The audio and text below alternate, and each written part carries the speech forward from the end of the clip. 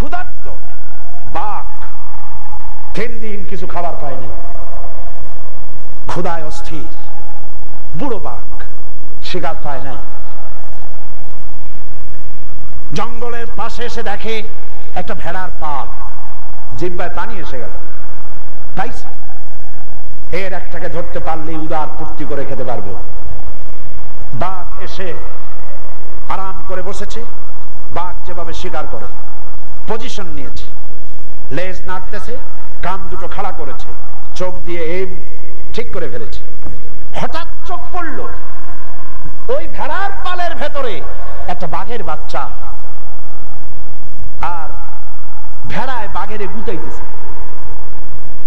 ভেড়া কাসুমাসু হয়ে, বাঘ কাসুমাসু হয়ে এক কোনায় চলে যাচ্ছে। বুড়ো বাঘ এই দৃশ্য দেখে ওর ক্ষুধা টুধা শেষ। হায় হায়, ভেড়ায় গুতায় বাঘের বাচ্চা, কি আশ্চর্য কথা। ক্ষুধা টুধা শেষ, সে নিল ওই বাঘের বাচ্চার উপরে, চাম করে ধরে ফেললো বাঘের বাচ্চা, পরে কামড়ায় ধরে হিচড়ে টেনে জঙ্গলের ভিতরে নিয়ে গেছে। এই বেটা বাতিজা, তুই ভেড়ার পালের মধ্যে কেন? কয় আমি তো ভেড়া। আরে পাগল, তুই ভেড়া না, তুই বাঘের বাচ্চা। কয় না, আমি ভেড়া। আশ্চর্য কথা। ঘটনা ঘটেছিল, ওই ভেড়ার মালিক শিকার করতে গিয়া ছোট্ট একটা বিড়ালের মতো বাঘের বাচ্চা পাইছিল। ওইটা জানিয়ে ভেড়ার সাথে লালন পালন করেছে, ভেড়ার দুধ খেয়ে এসে বড় হয়েছে। এখন ভেড়ার মধ্যে সে থাকে, সে মজু করে, আমিও বুঝি ভেড়া। বাঘ বলছে তুই ভেড়া না, তুই বাঘের বাচ্চা। কয় আমি বুঝি না। আচ্ছা চল, একটা কুয়ার কাছে নিয়ে গেছে, টাকা তো দেখ আমার চেহারাটা যেরকম বিরাট, তোরটা ওই রকম কিনা। বলে হ্যাঁ তাই তো।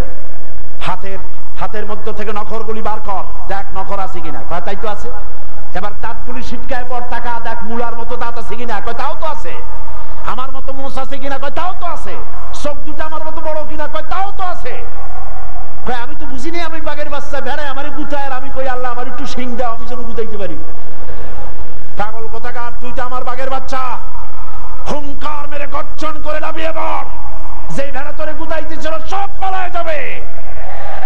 আজ এই বিশাল জনসমুদ্রে মুসলমানদের সন্তানদের বলি, গট্টালিকা প্রবাহে ভেড়ার বাচ্চা তোমরা নও, তোমরা খালিদ বিন ওয়ালিদের সন্তান, তোমরা শহীদ তিতুমীরের সন্তান। আবার জাগ্রত হও, স্লোগান তোলো, নারায়ে তাকবীর।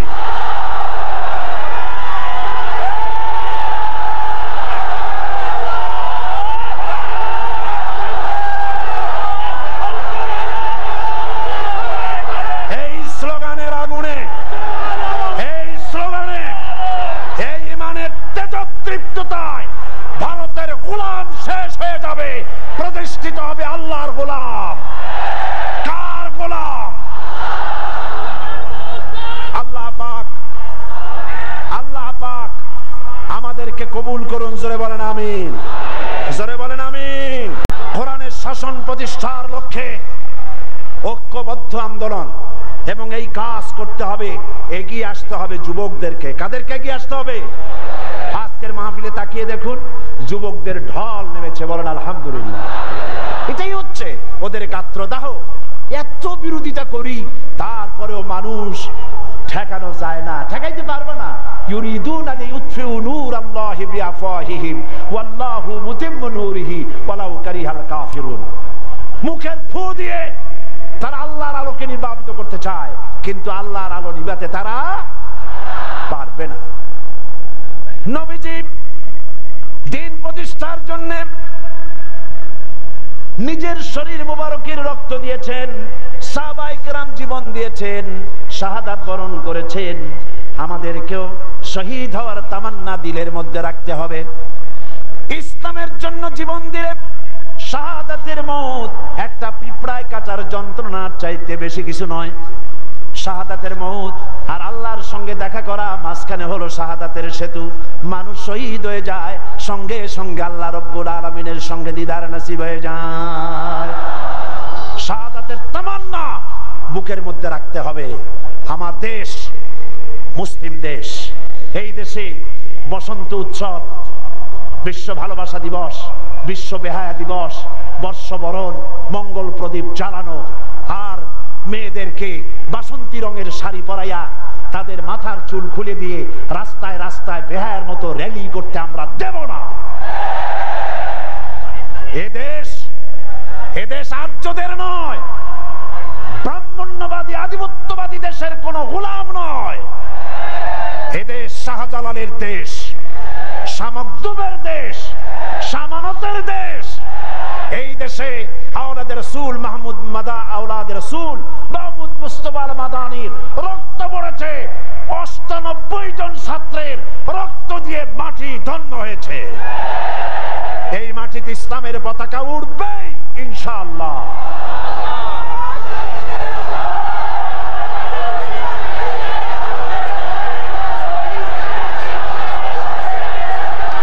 আমার বন্ধুগণ, আপনাকে আমাকে সকলকে একদিন মরে যেতে হবে। মরার পরে কবরের কাছে নিয়ে গিয়ে কবরের কাছে নিয়ে আমাকে কবরের মধ্যে রাখা হবে আর বলা হবে মিনহা খালাকনাকুম, পড়েন, মিনহা খালাকনাকুম ওয়া ফিহা নুঈদুকুম ওয়া মিনহা নুখরিজুকুম তারাতান উখরা। এই মাটি দিয়ে তোমাকে তৈরি করা হয়েছিল, এই মাটির মধ্যে তোমারে রেখে গেলাম, এই মাটি থেকে তোমারে আবার উঠানো হবে। চট্টগ্রামে এক জানাজায় আমার শরীক হওয়ার সুযোগ হয়েছিল অনেক বছর আগে। ইমাম সাহেবকে দেখলাম জানাজা শেষ করে তিনি লাশের দিকে আঙ্গুল ইশারা করে বললেন, কেন আসিল? সকলে কইল গম আসিল। তা আমি তখন নতুন নতুন গেছি চট্টগ্রামে। আমি চিন্তা করলাম লাশের সাথে গমের সম্পর্ক কি? ইমাম সাহেবরে পরে কানে কানে জিজ্ঞেস করলাম, ভাই এই লাশের সাথে আপনি গম আসিল কিসের গমের কথা কইলেন? কয় যে গম মানে লোকটা কেমন আছিল, গম মানে ভালো, কেমন আছিল? তো লোকেরা বলছে গম আসিল মানে ভালো আসিল। তা বললাম তাতে হইল কি? কয় যে আমি জিজ্ঞেস করলাম কেন আসিল, সকলে কইল গম আসিল, ভালো আসিল, তাহলে হইল কি? কয় যে আল্লাহও তার ভালো বলে বেহেশত দিয়ে দিবে। আশ্চর্য কথা, কেমন কথা! এই লোকটা যদি কন্ট্রাক্টর হয়ে থাকে, এই লোকটা যদি ইঞ্জিনিয়ার হয়ে থাকে, এই লোকটা যদি দারোগা বা অন্য কোনো চাকরিতে রত থাকে, তাহলে সে যদি কন্ট্রাক্টারি করতে গিয়ে সরকারি টাকা রড সিমেন্ট যদি খাইয়ে থাকে, সিমেন্ট ইট যদি হজম করে থাকে, মানুষের হক যদি নষ্ট করে থাকে, আর আপনারা সবাই মিলে বললেন কেমন আসিল, কেমন আসিল, সবাই বললো ভালো আসিল, আর আল্লাহ বেহেশত দিয়ে দিল, তাহলে হাকামুল হাকিমিন আল্লাহ হইলেন কেমনে? কি বিচার হইল? হইল কোন বিচার? আপনি যখন মারা যাবেন কবরের ভিতরে রাখা হবে আর বলা হবে বিসমিল্লাহি আলা মিল্লাতি রাসূলিল্লাহ, আল্লাহর নামে রাসূলের দলে উঠায়া দিয়া গেলাম। সুবহানাল্লাহ তো কইলেন, আগে বোঝেন কি জিনিস। আল্লাহর নামে রাসূলের দলে কারে উঠাইলেন? চিন্তা করুন সবাই, কান খুলে শুনুন। আপনি যখন ছাত্র ছিলেন, ছাত্র জীবনে যত অল রাইটিং করেছেন সবগুলি মানুষের নামে স্লোগান লিখেছেন। আপনার অল রাইটিং আল্লাহর কাজে লাগে নাই। জীবনে মিছিল করলেন, কোন মিছিলের স্লোগান আল্লাহর কাজে লাগলো না। আপনি বক্তৃতা করলেন, আল্লাহর কাজে লাগে নাই, রাসূলের কাজে লাগে নাই। আপনি বই লিখলেন, আল্লাহর কাজে লাগলো না, রাসূলের কাজে লাগলো না। ছাত্র জীবন শেষ হয়ে গেল, আপনি নেতা হলেন, মিটিং করলেন, মিছিল করলেন, হরতাল করলেন, বিক্ষোভ করলেন, সমাবেশ করলেন, নির্বাচন করলেন, ভোট করলেন, চাঁদা দিলেন। আপনার চাঁদা, আপনার ভোট, আপনার নির্বাচন, আপনার বক্তৃতা, আপনার জীবনের কোন একটি টাকা থেকে শুরু করে জীবনের কোন কাজ আল্লাহর কাজে লাগে নাই, রাসূলের কাজে লাগে নাই। এরপরে আপনি মরে গেছেন, মরা শরীরটা নিয়া কবরের ভিতরে রেখে বলা হলো আল্লাহর নামে রাসূলের দলে উঠায় দিয়া গেলাম। আপনি বিবেক খাটায় বলেন, আপনার সারা জীবনের শৈশব, কৈশোর, যৌবন, প্রৌঢ়ত্ব, জীবনের কোন একটা দিক বিভাগ আল্লাহ এবং তার রাসূলের কাজে লাগলো না। এই মরা দেহটা নিয়ে রাসূলুল্লাহ কি করবে? কথা বুঝে আসছে? কথা বুঝে আসছে? সুতরাং আমার কাজ আল্লাহ আমাকে শিখাচ্ছেন, কুল ইন্না সলাতি ওয়া নুসুকি ওয়া মাহইয়ায়া ওয়া মামাতি লিল্লাহি রাব্বিল আলামিন। পড়েন আমার সাথে, কুল ইন্না সালাতি ওয়া নুসুকি ওয়া মাহইয়ায়া ওয়া মামাতি লিল্লাহি রাব্বিল আলামিন। বলো আমার নামাজ, আমার কুরবানি, আমার হায়াত, আমার মওত সবকিছু আল্লাহ রাব্বুল আলামিনের জন্য। কার জন্য? এই কথাকে বিশ্বাস করতে হবে আর এইভাবে নিজের জীবনকে পরিচালিত করতে হবে। অনেকে মনে করে ওনারে ভোট দিলে ভোটটা তো পয়সা যাবে, ভোটটা দিয়ে লাভ কি?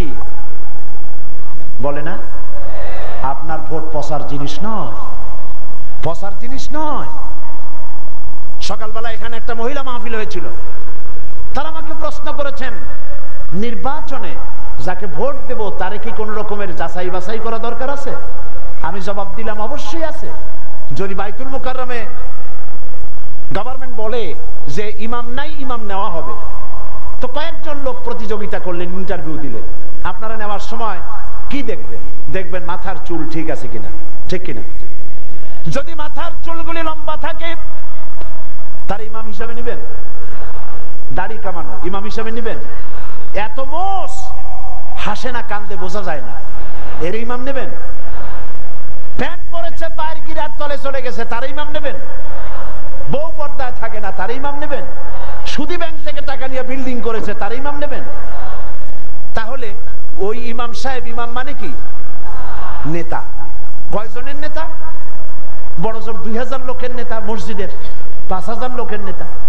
2000-5000 লোকের নেতা নির্বাচনের সময় এতটা মাইক্রোস্কোপ যন্ত্র দিয়ে দেখেন লুঙ্গিটা গিরার নিচে বসছে নাকি, মোষ লম্বা নাকি, টুপি উল্টানো নাকি, বউ বেপরদায় থাকে নাকি। আর যখন জাতীয় নির্বাচন আসে তখন এক একজন প্রতিনিধি 2.5 থেকে 3 লক্ষ লোকের নেতা, এমপি। তারে আপনি নেতা নির্বাচন করে দেখে নেবেন না লোকটা তার বউ পর্দায় থাকে কিনা, সে নামাজি কিনা, সে চরিত্রবান কিনা, সে মদ খায় কিনা, সে জেনা করে কিনা, দেখে নেবেন না? অবশ্যই দেখে নিতে হবে। যদি দেখে না নেন আল্লাহর কাছে জবাব দিতে দেহি করতে হবে। মহান আল্লাহ রাব্বুল আলামিন বলেন وعلى الله قصد السبيل ومنها جائر। আল্লাহ পাক বলেন সোজা রাস্তা, সোজা পথ বলে দেওয়ার দায়িত্ব আমি আল্লাহর। যেখানে রয়েছে অসংখ্য বাঁকা পথ, অসংখ্য বাঁকা পথ যেখানে, যে পৃথিবীতে, সেখানে সোজা রাস্তা বলে দেওয়ার দায়িত্বটা কার?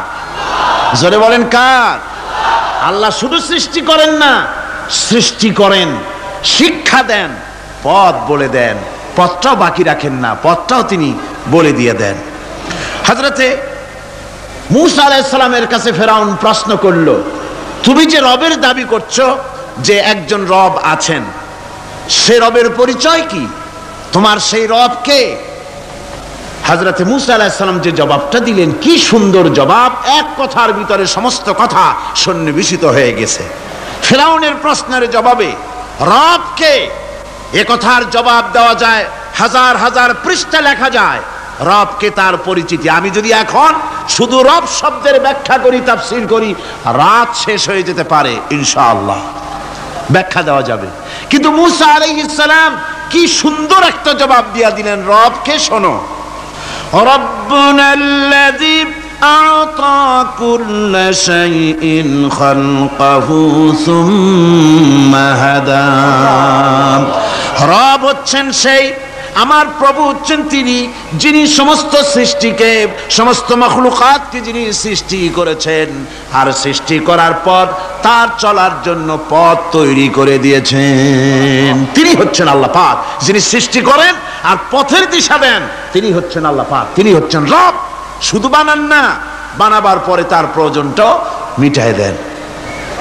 আল্লাহ পাক সেই আল্লাহ বলছেন, খালাকাল ইনসানা আল্লামাহুল বায়ান। তিনি মানুষ সৃষ্টি করেছেন। আমি সম্ভবত দ্বিতীয় দিনে আপনাদেরকে বলেছিলাম,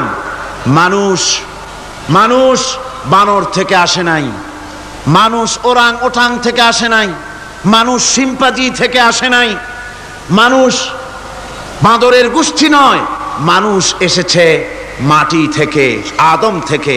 মানুষের পূর্বপুরুষ হচ্ছেন হযরতে আদম আলাইহিস সালাম। মানুষের পূর্বপুরুষ কে? আদম আলাইহিস সালাম। আর মানুষের পূর্বপুরুষ হচ্ছেন আদম আলাইহিস সালাম, আর তার উৎপত্তি হচ্ছে মাটি থেকে। মানুষ এসেছে আদম থেকে, আদম এসেছে মাটি থেকে। এখন আল্লাহ পাক বলছেন যে আমি হচ্ছি তোমার স্রষ্টা, আমি তোমাকে বানাইছি। কোরআনে কারিমে কথা এভাবে বলছে, কাইফা তাকফুরুনা বিল্লাহি ওয়া কুনতুম আমওয়াতান ফাহিয়াকুম সুম্মা ইউমিতুকুম সুম্মা ইউহয়িকুম সুম্মা ইলাইহি তুরজাউন। হে মানুষ, তোমরা কিভাবে কুফরি করো, অস্বীকার করো, আল্লাহর সাথে নাফরমানি করো? কিভাবে করো? যে আল্লাহ তুমি ছিলে মৃত্যু, তোমাকে আল্লাহ পাক জিন্দা করেছেন, এই জিন্দা থেকে আবার মৃত্যু করবেন, আবার মৃত্যু থেকে তোমাদেরকে জিন্দা করবেন, আবার সেই আল্লাহর কাছে তোমাদেরকে ফিরে আসতে হবে। সুতরাং মানুষ জন্মের পূর্বে সব মৃত্যু ছিল, এ কথা তো আজ বিজ্ঞান সম্মত কথা, বৈজ্ঞানিক সত্য কথা। মানুষ জন্মের আগে মৃত্যু ছিল। কিভাবে? মানুষের উৎপত্তি কোত্থেকে এলো? কোরআনে কারীম তা পরিষ্কার করে বলছে, তোমাকে কিভাবে সৃষ্টি করেছে তুমি দেখো। সন্তান মায়ের জরায়ুতে আসার পূর্বে সে ছিল পিতার শুক্রকীট আর মায়ের ডিম্বাণু, অর্থাৎ স্পার্মটোজন এবং ওভাম, এই দুটি জিনিসের মধ্যে সে বিভক্ত ছিল। মায়ের বক্ষপিঞ্জর এবং পিতার পৃষ্ঠদেশ থেকে সবেগে নির্গত এক ফোঁটা পানি দিয়ে আমি আল্লাহ পাক তোমাকে সৃষ্টি করেছি। কোরআনে কারীম বলছে, হাল আতা আলাল ইনসানি হিনুম মিনাদ দাহরি লাম ইয়াকুন শাইআম মাযকুরা। মানুষের জীবনে কি এমন এক সময় এসেছিল না যখন সে উল্লেখযোগ্য বিষয় বস্তু হিসাবে পরিগণিত ছিল না? তোমার নাম ছিল না, পরিচয় ছিল না, কিছুই ছিল না, দুনিয়ার কেউ তোমাকে জানতো না, শুনতো না। আমি আল্লাহ পাক তোমাকে সৃষ্টি করেছি। তুমি কোত্থেকে এলে?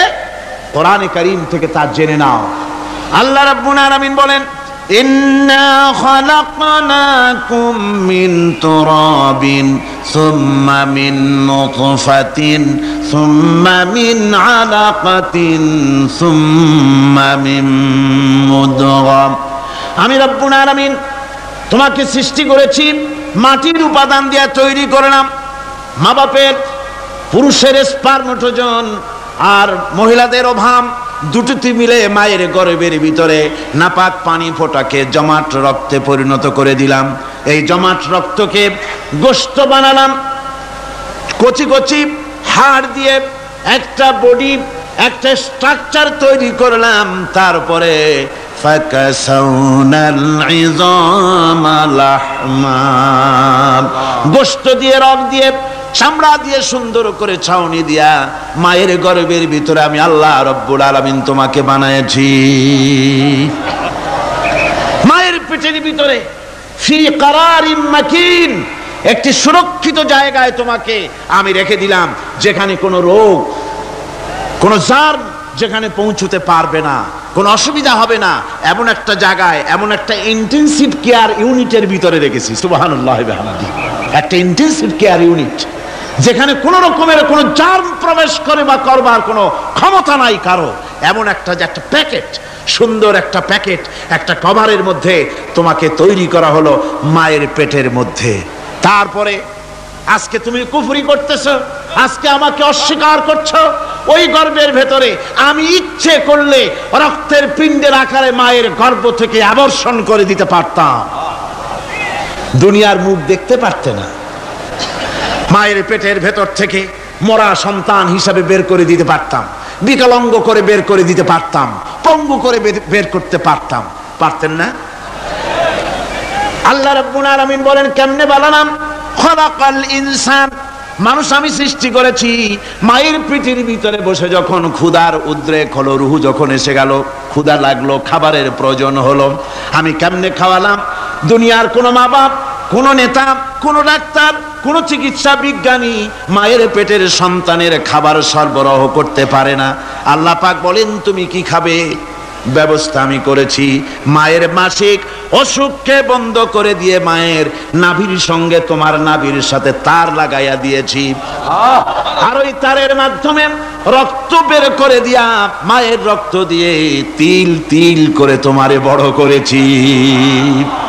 রক্তটা মুখে লাগাই নাই, মুখে লাগলে পরে নাপাক রক্ত মুখটা নাপাক হয়ে যাবে।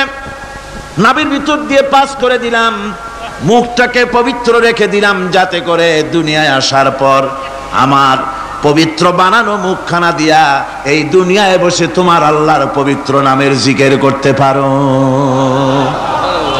এমন সুন্দর করে মায়ের পিঠের ভিতরে তৈরি করলাম, হাত দিলাম, পা দিলাম, সুন্দর করে বানালাম, এমন নিখুঁত করে বানালাম, তাকায়া দেখো নিজের দিকে, সুন্দর করে বানালাম। এরপরে কি করলাম, সুম্মা নুখরিজুকুম তিফলা, বাচ্চার আকারে মায়ের পেট থেকে আস্তে করে বের করে নিয়ে আসলাম। সুবহানাল্লাহি ওয়া বিহামদিহি, আস্তে করে মায়ের পেট থেকে নিয়ে এসেছি পৃথিবীর বুকে। পৃথিবীতে যখন আসলে তখন তোমার অবস্থাটা কি ছিল?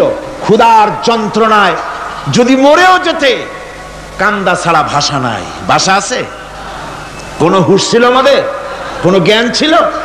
আল্লাহ রাব্বুল আলামিন বলেন, আল্লাহু আখরাজাকুম মিন বুতুনি উম্মাহাতিকুম লা তা'লামুনা শাইআ, মায়ের গর্ভ থেকে এমন অবস্থায় বের করে এনেছি যখন তোমার কোনো হুঁশ নাই, জ্ঞান নাই, কথা বলতে পারো না, পায়খানার ভিতরে পড়ে থাকো, ট্যাটা করে কান্দা ছাড়া পথ নাই, পানির পিপাসায় গলা শুকায় যায়, কান্দা ছাড়া পথ নাই, মনের তোমার মুখের কোনো ভাষা নাই কান্না ছাড়া। আমি তোমার এমন আল্লাহ, আমি তোমার এমন স্রষ্টা, আমি তোমার এমন রব। তোমার ভাষা নাই বলে মায়ের কলিজার ভেতরে আমি তোমার প্রতি এক দুর্বিনীত মহব্বত পয়দা করে দিয়েছি। তোমার কান্না তোমার মায়ের বুকের মধ্যে শেল বিঁধে যায়। তুমি যখন কাঁদো, কান্নার আওয়াজ যখন মায়ের কানে চলে যায়, হাজারো কাজ ফেলে মা দৌড়াইয়া বাচ্চারে কোলে নেয়।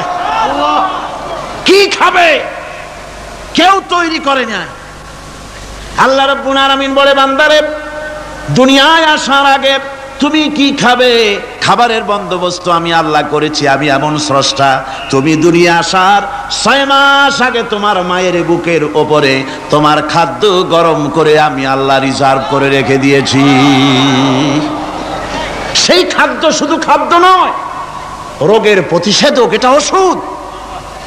আজ বিজ্ঞানীরা, চিকিৎসা বিজ্ঞানীরা বলছেন মায়ের দুধ সন্তানের খাদ্যের, মায়ের দুধের চাইতে কোনো বিকল্প কিছুই নাই। সন্তান পৃথিবীতে এলে মায়ের প্রথম দুধটা, গ্রামে গঞ্জে অশিক্ষিত এলাকায় প্রথম দুধটা ফেলে দেয়, এটাকে মনে করে এটা খারাপ, এটা খাওয়াতে নাই, তাহলে ধনুষ্টঙ্কার হবে, হাবিজাবি কথা বলে। আল্লাহ দুধ বানাইছে বাচ্চার ধনুষ্টঙ্কার হওয়ার জন্য। মায়ের ওই প্রথম দুধটা হচ্ছে সন্তানের জন্য সমস্ত রোগের প্রতিষেধক। সে ছিল পেটের ভিতরে একটা কাভারের মধ্যে, ওখানে কোনো জার্ম ছিল না, কোনো রোগ জীবাণু ছিল না।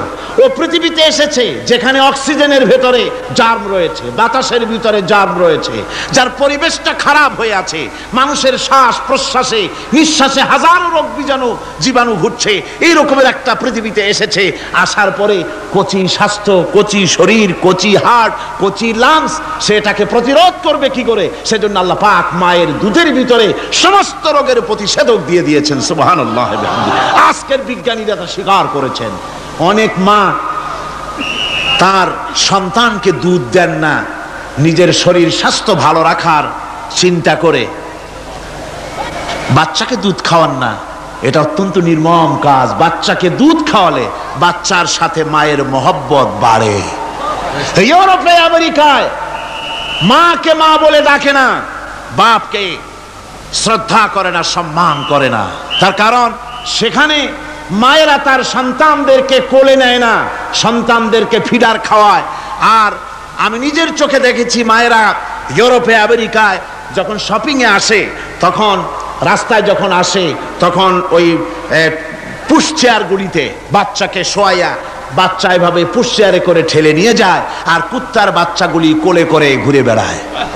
কুত্তার বাচ্চা কোলে নেয়, নিজের বাচ্চা পুশিয়ারে করে ঠেলে। সেই জন্য মায়ের প্রতি সন্তানের মহব্বত হয় না, সন্তানেরও মায়ের প্রতি কোনো শ্রদ্ধা জাগে না। আল্লাহর কি ব্যবস্থা, মায়ের কলিজার মধ্যে মহব্বত পয়দা করে দিয়েছেন আল্লাহ পাক। মায়ের বুকের দুধের ভিতরে আল্লাহ রাব্বুল আলামিন, আল্লাহ পাক বলছেন আমি মানুষ সৃষ্টি করেছি আর তার সমস্ত প্রয়োজন মিটিয়েছি, তার খাবারের সব প্রয়োজন মিটিয়ে দিয়েছি। দুধটাকে ঘন করি নাই হজম করতে পারবে না বলে, ওই দুধটা সামান্য পাতলা করে দিয়েছি, ওর ভিতরে সামান্য মিষ্টি দিয়েছি। দুধের বোটার ভিতরে একটা ছিদ্র দিলে, চোষা মারলে পরে অনেকগুলি দুধ বেরিয়ে এসে গলাটা আটকে যেত, তোমার কচি কণ্ঠ গলা আটকে যেত, শ্বাস করতে পারতে না। এজন্য মায়ের স্তনের বোটার ভিতরে সূক্ষ্ম সূক্ষ্ম 32টা ছিদ্র করে আস্তে করে দুধ বার করে তোমার জীবন আমি বাঁচাইছি। খলাকাল ইনসান, মানুষ সৃষ্টি করেছি আমি আল্লাহ পাক। সুতরাং যে আল্লাহ পাক এ মানুষ সৃষ্টি করলেন আর মায়ের কলিজার ভিতরে মোহব্বত পয়দা করে দিলেন, সে আল্লাহ পাক বলছেন খবরদার ওই মাকেও যেন আবার ভুলে যেও না, মাকে সম্মান করে করো, মা বাপকে মোহব্বত করো, তাদেরকে শ্রদ্ধা করো। বউ পাইয়া সুন্দর স্ত্রী পেয়ে মায়ের কথা ভুলে যেও না। অনেক সাহেব আছে মায়ের কথা ভুলে যায়, স্ত্রীর কথা অনুযায়ী মায়ের উপর অত্যাচার করে, এরকমও বহুত আছে। আল্লাহ পাক বলছেন শোনো, وَقَضَى رَبُّكَ أَلَّا تَعْبُدُوا إِلَّا إِيَّاهُ وَبِالْوَالِدَيْنِ إِحْسَانًا। তোমার প্রভুর পক্ষ থেকে ফয়সালা হয়েছে, চূড়ান্ত সিদ্ধান্ত হয়ে গিয়েছে, আমি আল্লাহর ইবাদতের পর তোমার মা বাপের ইহসান করবে, খেদমত করবে, তাদের জন্য উপকার করবে, তাদেরকে ভালোবাসবে। আল্লাহ রাব্বুল আলামিন বলেন মা বাবার সঙ্গে কেমনে কথা বলবে, তাদের সাথে কিভাবে আচরণ করবে, আল্লাহ তাও শিখিয়ে দিয়েছেন। আল্লাহ পাক বলেন ওয়ালা তাকুল লাহুমা ওয়াকুল লাহুমা কাওলান কারীমা। মা বাবার সাথে সম্মানজনক কথা বলো। ওয়াকুল লাহুমা কাওলান কারীমা, সম্মানজনক কথা বলো, মাথায় ঝাঁকি দিয়ে রাগ করে চোখ মোটা করে কথা বলো না। তুমি সন্তান, তোমার জন্য সবচাইতে বড় পীর তোমার আব্বা তোমার আম্মা, ঠিক কিনা কন? ছেলের জন্য, মেয়ের জন্য, সন্তানের জন্য সবচাইতে বড় পীর কে? বাপ মা। এটা ভালো করে মনে রাখতে হবে। আপনার মাওলানা সাহেবদের দোয়া, পীর সাহেবদের দোয়া কবুল হতেও পারে, নাও হতে পারে, 50-50 সম্ভাবনাও আছে, আবার সম্ভাবনা নাই। কিন্তু মা বাবার দোয়া কবুল হবে 100% সিউরিটি রয়েছে। রাসূলুল্লাহ বলেছেন 3 জনের দোয়া কবুল হবে, মুস্তাজাবুদ দাওয়াত। কয়জনের দোয়া কবুল হবে?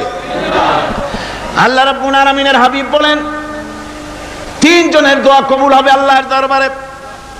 তার মধ্যে একজন হলেন মাজলুম ব্যক্তি, যে ব্যক্তি অত্যাচারিত, যে ব্যক্তি মুসাফির, প্রবাসী, তার দোয়া কবুল হবে। আর মা বাপ যদি সন্তানের জন্য দোয়া করে, ওই দোয়া আল্লাহ রব্বুল আলামিনের দরবারে মঞ্জুর হয়ে যায়। আল্লাহ রব্বুল আলামিন মা বাপ সম্পর্কে বলেন, মা বাবের জন্য আমার কাছে দোয়া করবি বান্দারা, আমার কাছে দোয়া করবি। দোয়াটা আল্লাহ পাক শিখাচ্ছেন, রব্বির হামহুমা কামা রব্বায়ানি সাগীরা।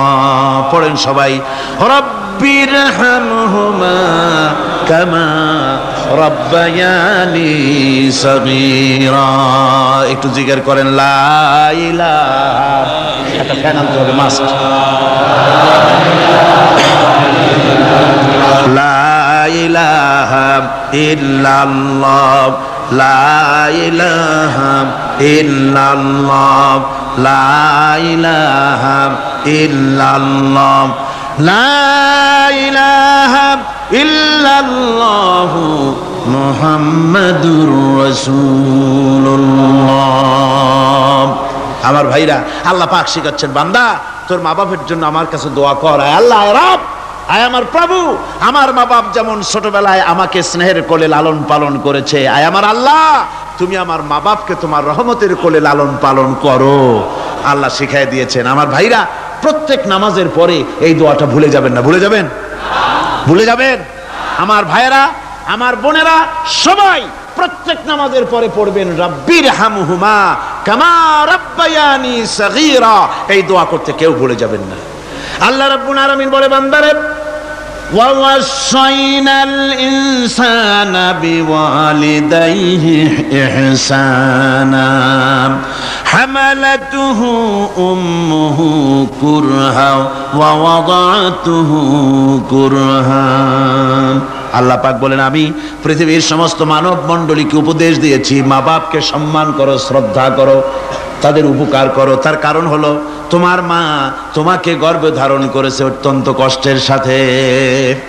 আল্লাহ বলতেছেন, মা তোমাকে গর্ভ ধারণ করেছে অত্যন্ত কষ্টের সাথে, এরপরে তোমাকে ডেলিভারি করেছেন অত্যন্ত কষ্টের সাথে, তোমাকে ডেলিভারি করেছেন।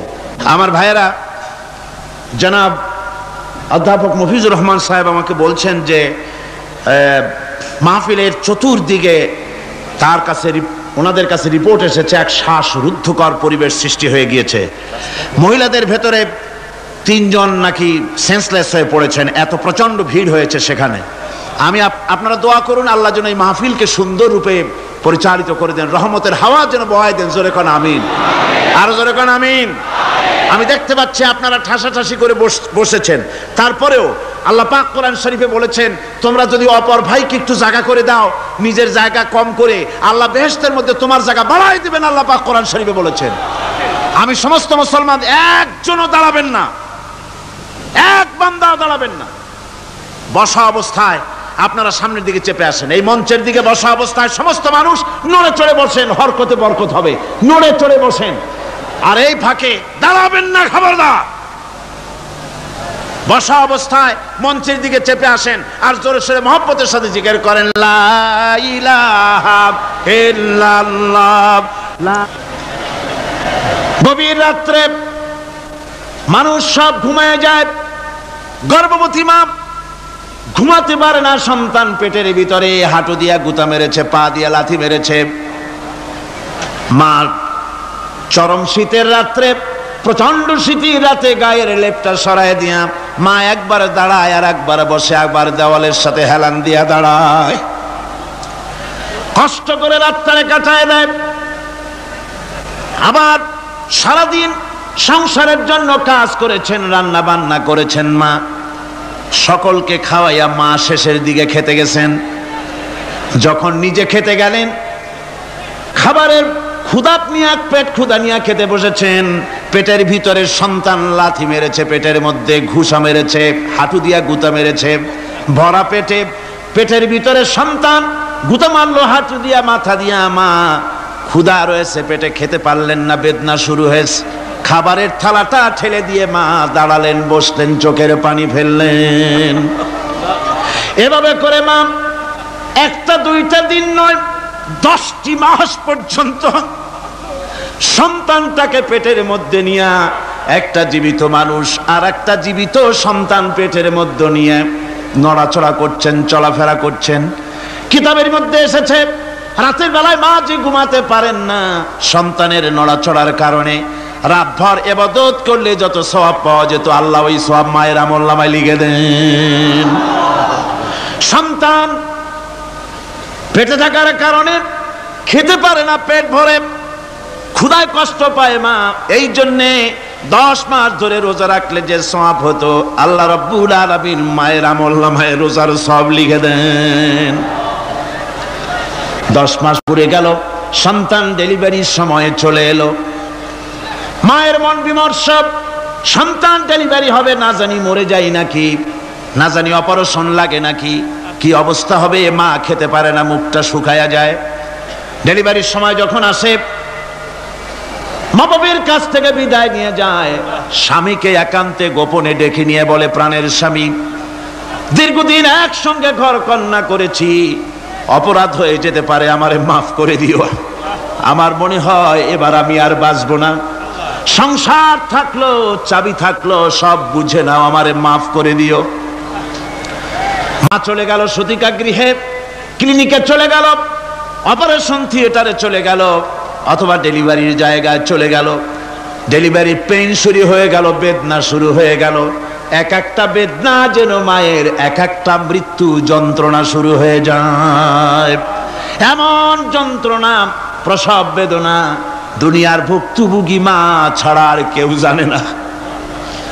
এই চরম বেদনার ভেতর দিয়ে, চরম কষ্টের ভিতরে মা যখন একটা বাচ্চা প্রসব করলো, জিহাদের ময়দানের মতো মা রক্তাক্ত হয়ে গেলেন, সন্তান দুনিয়ায় এলো। মা তখন অস্থির থাকেন। এত বড় বিরাট কষ্টের ভিতরে আল্লাহ রাব্বুল আলামিন বলেন, সন্তান যখন ডেলিভারি হয়ে গেল, মায়ের মনের ভিতরে আমি তখন এই ফিলিংস, এই টেন্ডেন্সি জাগ্রত করে দিই, দেখ কি হয়েছে। মা তখন দেখতে চায় কি হয়েছে। মায়ের সামনে যখন এত কষ্টের, হৃদয় রিংড়ানো, কলিজার 32টি নাড়ি ছেঁড়া যন্ত্রণার সন্তান যখন মায়ের চোখের সামনে আসে, আল্লাহ পাক বলেন, মা যখন তার ছেলের মুখের দিকে তাকায়, মেয়ের মুখের দিকে তাকায়, আল্লাহ বলেন 10 মাসের পেটে ধরা কষ্ট আর ডেলিভারির সব কষ্ট মায়ের মন থেকে মুছে ফেলে দেই। আল্লাহ রাব্বুল আলামিন বলেন, খবরদার দুনিয়ার মানুষ, এমন মায়ের সাথে নাফরমানি করবি না, এ মায়ের সাথে নাফরমানি করবি না, মাকে সম্মান করবি, মার কাছে দোয়া চাবি। দুনিয়ায় যদি সম্মান চাও, রিজেক্ট চাও, মায়ের পায়ে ধরে কাঁদো। মায়ের জাতি অনেক সম্মান তার। রাসূল করিম সাল্লাল্লাহু আলাইহি সাল্লামকে প্রশ্ন করা হয়েছে, হুজুর খেদমত করব কার? হুজুর কয় মায়ের। তারপরে কার? হুজুর কয় মায়ের। তারপরে কার? হুজুর বলেন মায়ের। তারপরে কার? তোমার পিতার। 3 গুণ, তোর মায়ের মর্যাদা 3 গুণ বেশি, তোর বাপের চাইতে মর্যাদা বেশি। সুবহানাল্লাহ পড়েন। আর আজকে ইসলামের শত্রুরা তারা বলে যে ইসলাম নারীর অধিকার আদায় করে নাই। নারীর অধিকার ইসলাম দেয় নাই তো কে দিয়েছে? আমার বন্ধুগণ, বিশ্ব নবী জনাব মুহাম্মদ রাসূলুল্লাহ সাল্লাল্লাহু আলাইহি ওয়াসাল্লাম মসজিদে নববীর ভিতরে বসে আছেন। এক বৃদ্ধা মহিলা মসজিদের মধ্যে প্রবেশ করলেন। হুজুর বৃদ্ধাকে দেখে দাঁড়ায় গেলেন, বিশ্ব নবী বুড়ি মেয়ে লোককে দেখে দাঁড়ায় গেলেন। আল্লাহর নবী বুড়িকে দেখে দাঁড়ালেন। বুড়ি যখন কাছে এলেন, আল্লাহর নবী নিজের গায়ের চাদর বুড়ির জন্য বিছায়া দিলেন। বুড়ি বসলেন। এরপরে কথাবার্তা সারার পর বুড়ি যখন বিদায় হবেন, হুজুর আবার দাঁড়ালেন। বুড়ি মহিলা চলে গেলেন। সাহাবায়ে কেরাম বলেন, ইয়া রাসূলুল্লাহ, কিছুই বুঝলাম না, একজন বৃদ্ধা মহিলার জন্য বিশ্ব নবী দাঁড়ান আর গায়ের চাদর বিছান, আমরা বড় আশ্চর্য হয়ে গেলাম। নবীজি বলেন, ও আমার সাহাবীরা, তোমরা জানো না, এই মহিলাকে চিনতে পারো নাই। আমি আমার মায়ের দুধ আমার জীবনে কিসমতে তেমন হয় নাই। আমি আমার মায়ের দুধ তেমন কিসমতে পাই নাই। যার বুকে দুধ খেয়ে, যার কোলে কাখে চড়ে আমি বড় হয়েছি, আমার সেই দুধ মা, ইনি হযরতে হালিমাতুস সাদিয়া, আমার সেই দুধ মা। রাসূলুল্লাহ নিজে সম্মান দিয়েছেন মায়ের। খবরদার মাকে অসম্মান করবেন না, মাকে সম্মান করবেন, মাকে শ্রদ্ধা করবেন। আমার বন্ধুগণ, আলেম ওলামা পীর বুজুর্গদের জন্য হাদিয়া তো দেন, আপনারা কোনো নিষেধ নাই, দেন। হাদিয়া দেওয়াও সুন্নত, নেওয়াও সুন্নত, দিবেন, আমি কোনো নিষেধ করি না। কিন্তু আমি বলতে চাই, পীর বুজুর্গদের কাছে, আলেম ওলামাদের কাছে হাদিয়া দিয়া আল্লাহরে যত না খুশি করতে পারবেন, এই ডালিম বেদানার মৌসুমে বেদানা একটা ভেঙে নিজ হাতে যদি মায়ের মুখে তুলে দেন, আল্লাহর আরশ খুশি হয়ে যাবে, আল্লাহর আরশ আজিম খুশি হয়ে যাবে, আল্লাহ পাক খুশি হয়ে যাবেন। মায়ের খাওয়াও, বাপকে খাওয়াও, তোমার সবচেয়ে বড় পীর তিনি। সুবহানাল্লাহ পড়ো, সুবহানাল্লাহ। মা বাপ যদি একটু দোয়া করে দেয়, তোমার জিন্দেগির কাম শেষ। একটু বদদোয়া করলে জাহান্নামে যাবা। কোন পীর সাহেব বদদোয়া করলে জাহান্নামে যাবে এমন কথা নয়। কোন মাওলানা বদদোয়া করলে দোজখে যাবে এমন কথা নয়।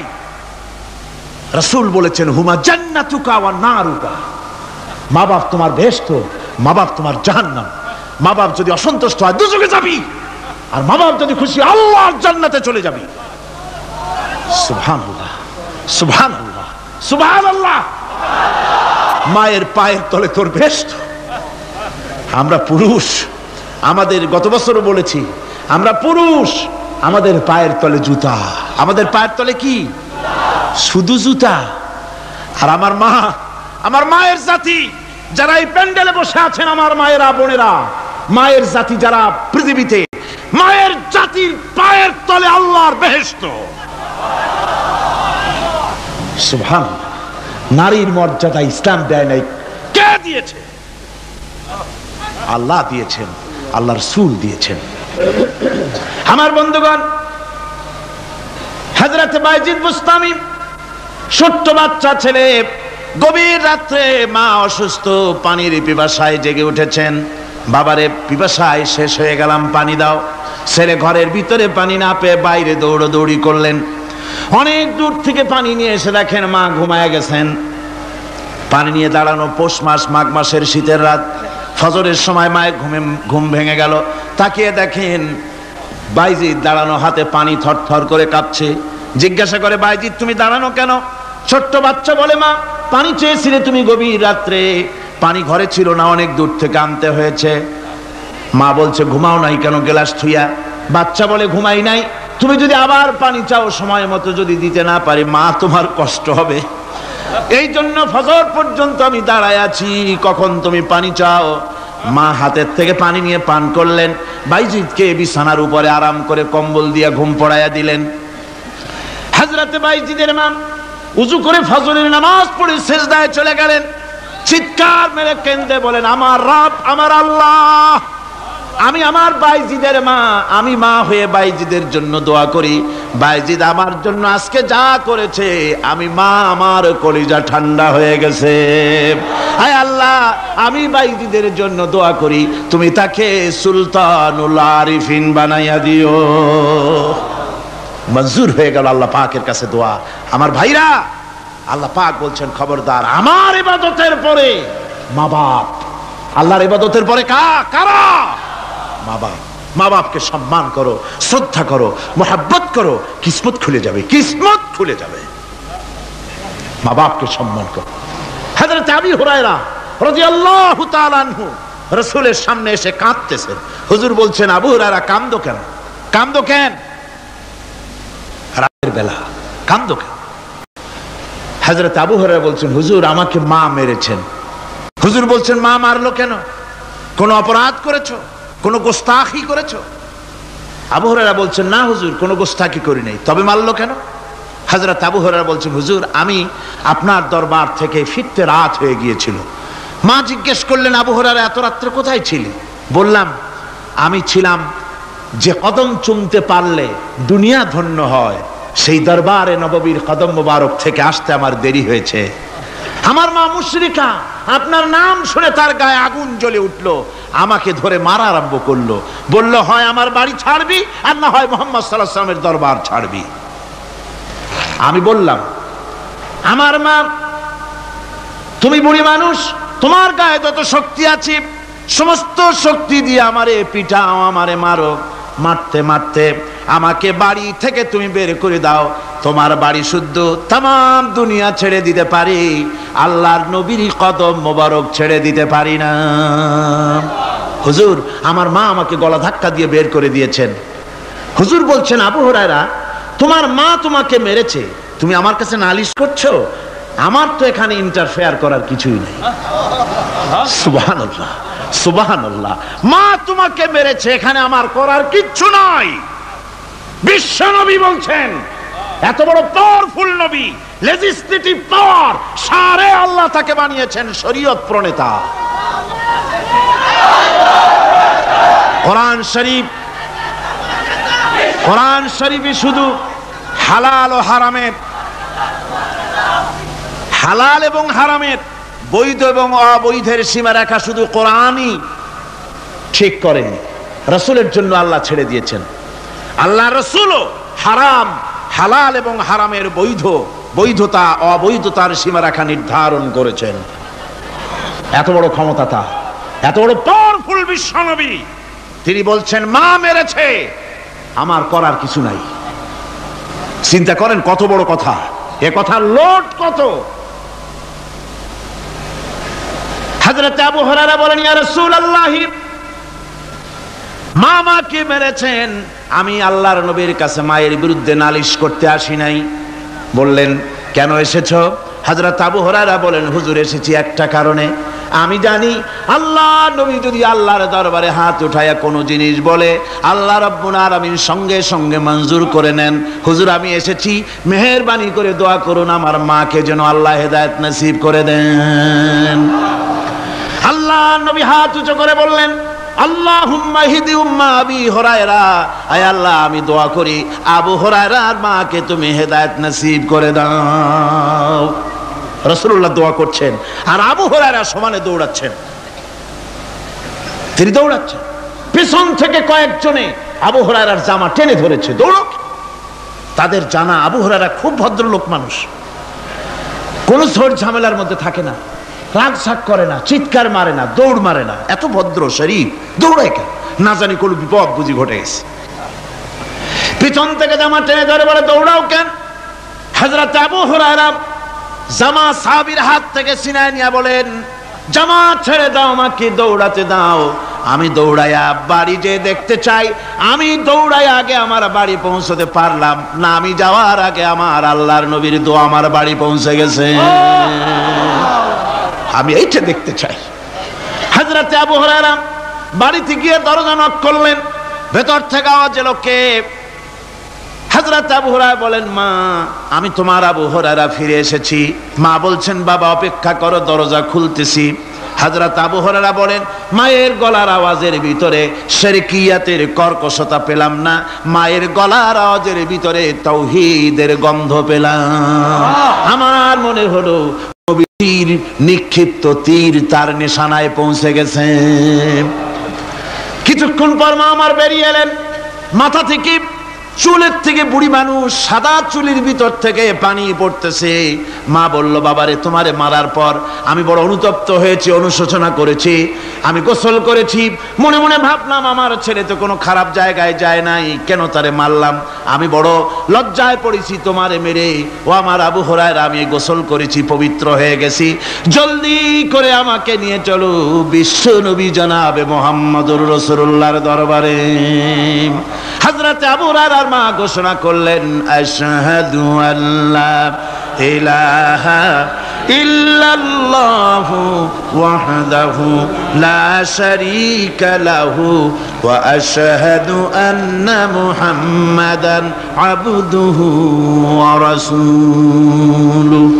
আমার ভাইরা, মা বাপ সবচেয়ে সম্মানের জিনিস। আল্লাহর ইবাদতের পরই মা বাপের খেদমত করতে হবে। আল্লাহ পাক বলছেন, বান্দারে দেখ, মায়ের পেট থেকে আনলাম, মায়ের বুকের মধ্যে মহব্বত পয়দা করলাম, এত মহব্বত দিলাম তোর উপরে, যে কোনো বিদেশে যান, যেখানে যান, বাড়িতে ফিরলে পরে সকলে ছেলে মেয়ে ভাই বোন সবাই দেখবে সুটকেসে আমার জন্য আনছে কি, সবাই চিন্তা করবে আমার জন্য কি এনেছে। একমাত্র মা সন্তানের মুখের দিকে তাকাবে কখন খাইছে সে। সুবহানাল্লাহ, সুবহানাল্লাহ, আমার বাসার মুখখানা শুকনা, তুই বুঝি আজকে কিছু খাইস নাই। বিদেশে যেসব সন্তান থাকে, মা কাটা কবুতরের মতো ছটফট করে। আমার ছোটবেলার কথা আমি দেখেছি সরসিলা মাদ্রাসায় পড়তাম, আব্বা টাকা দিতেন মাদ্রাসায় যাওয়ার সময়, আবার মা আবার মুরগির ডিম বিক্রি করা, বিভিন্ন জিনিস বিক্রি করা বা বাজার করার পয়সা, উদ্বৃত্ত কিছু পয়সা আব্বার অজান্তে আমার হাতের মুঠার মধ্যে দিয়ে দিতেন। যখন মাদ্রাসার দিকে রওনা হয়েছি, পর্দার আড়াল থেকে দরজা থেকে দেখতাম, যতক্ষণ তাকায় দেখতেছি চোখ থেকে পানি দরদর করে পড়তেছে। সুবহানাল্লাহ, মা কি জিনিস! আল্লাহ আল্লাহ আল্লাহ। বিদেশে যদি কারো সন্তান মারা যায়,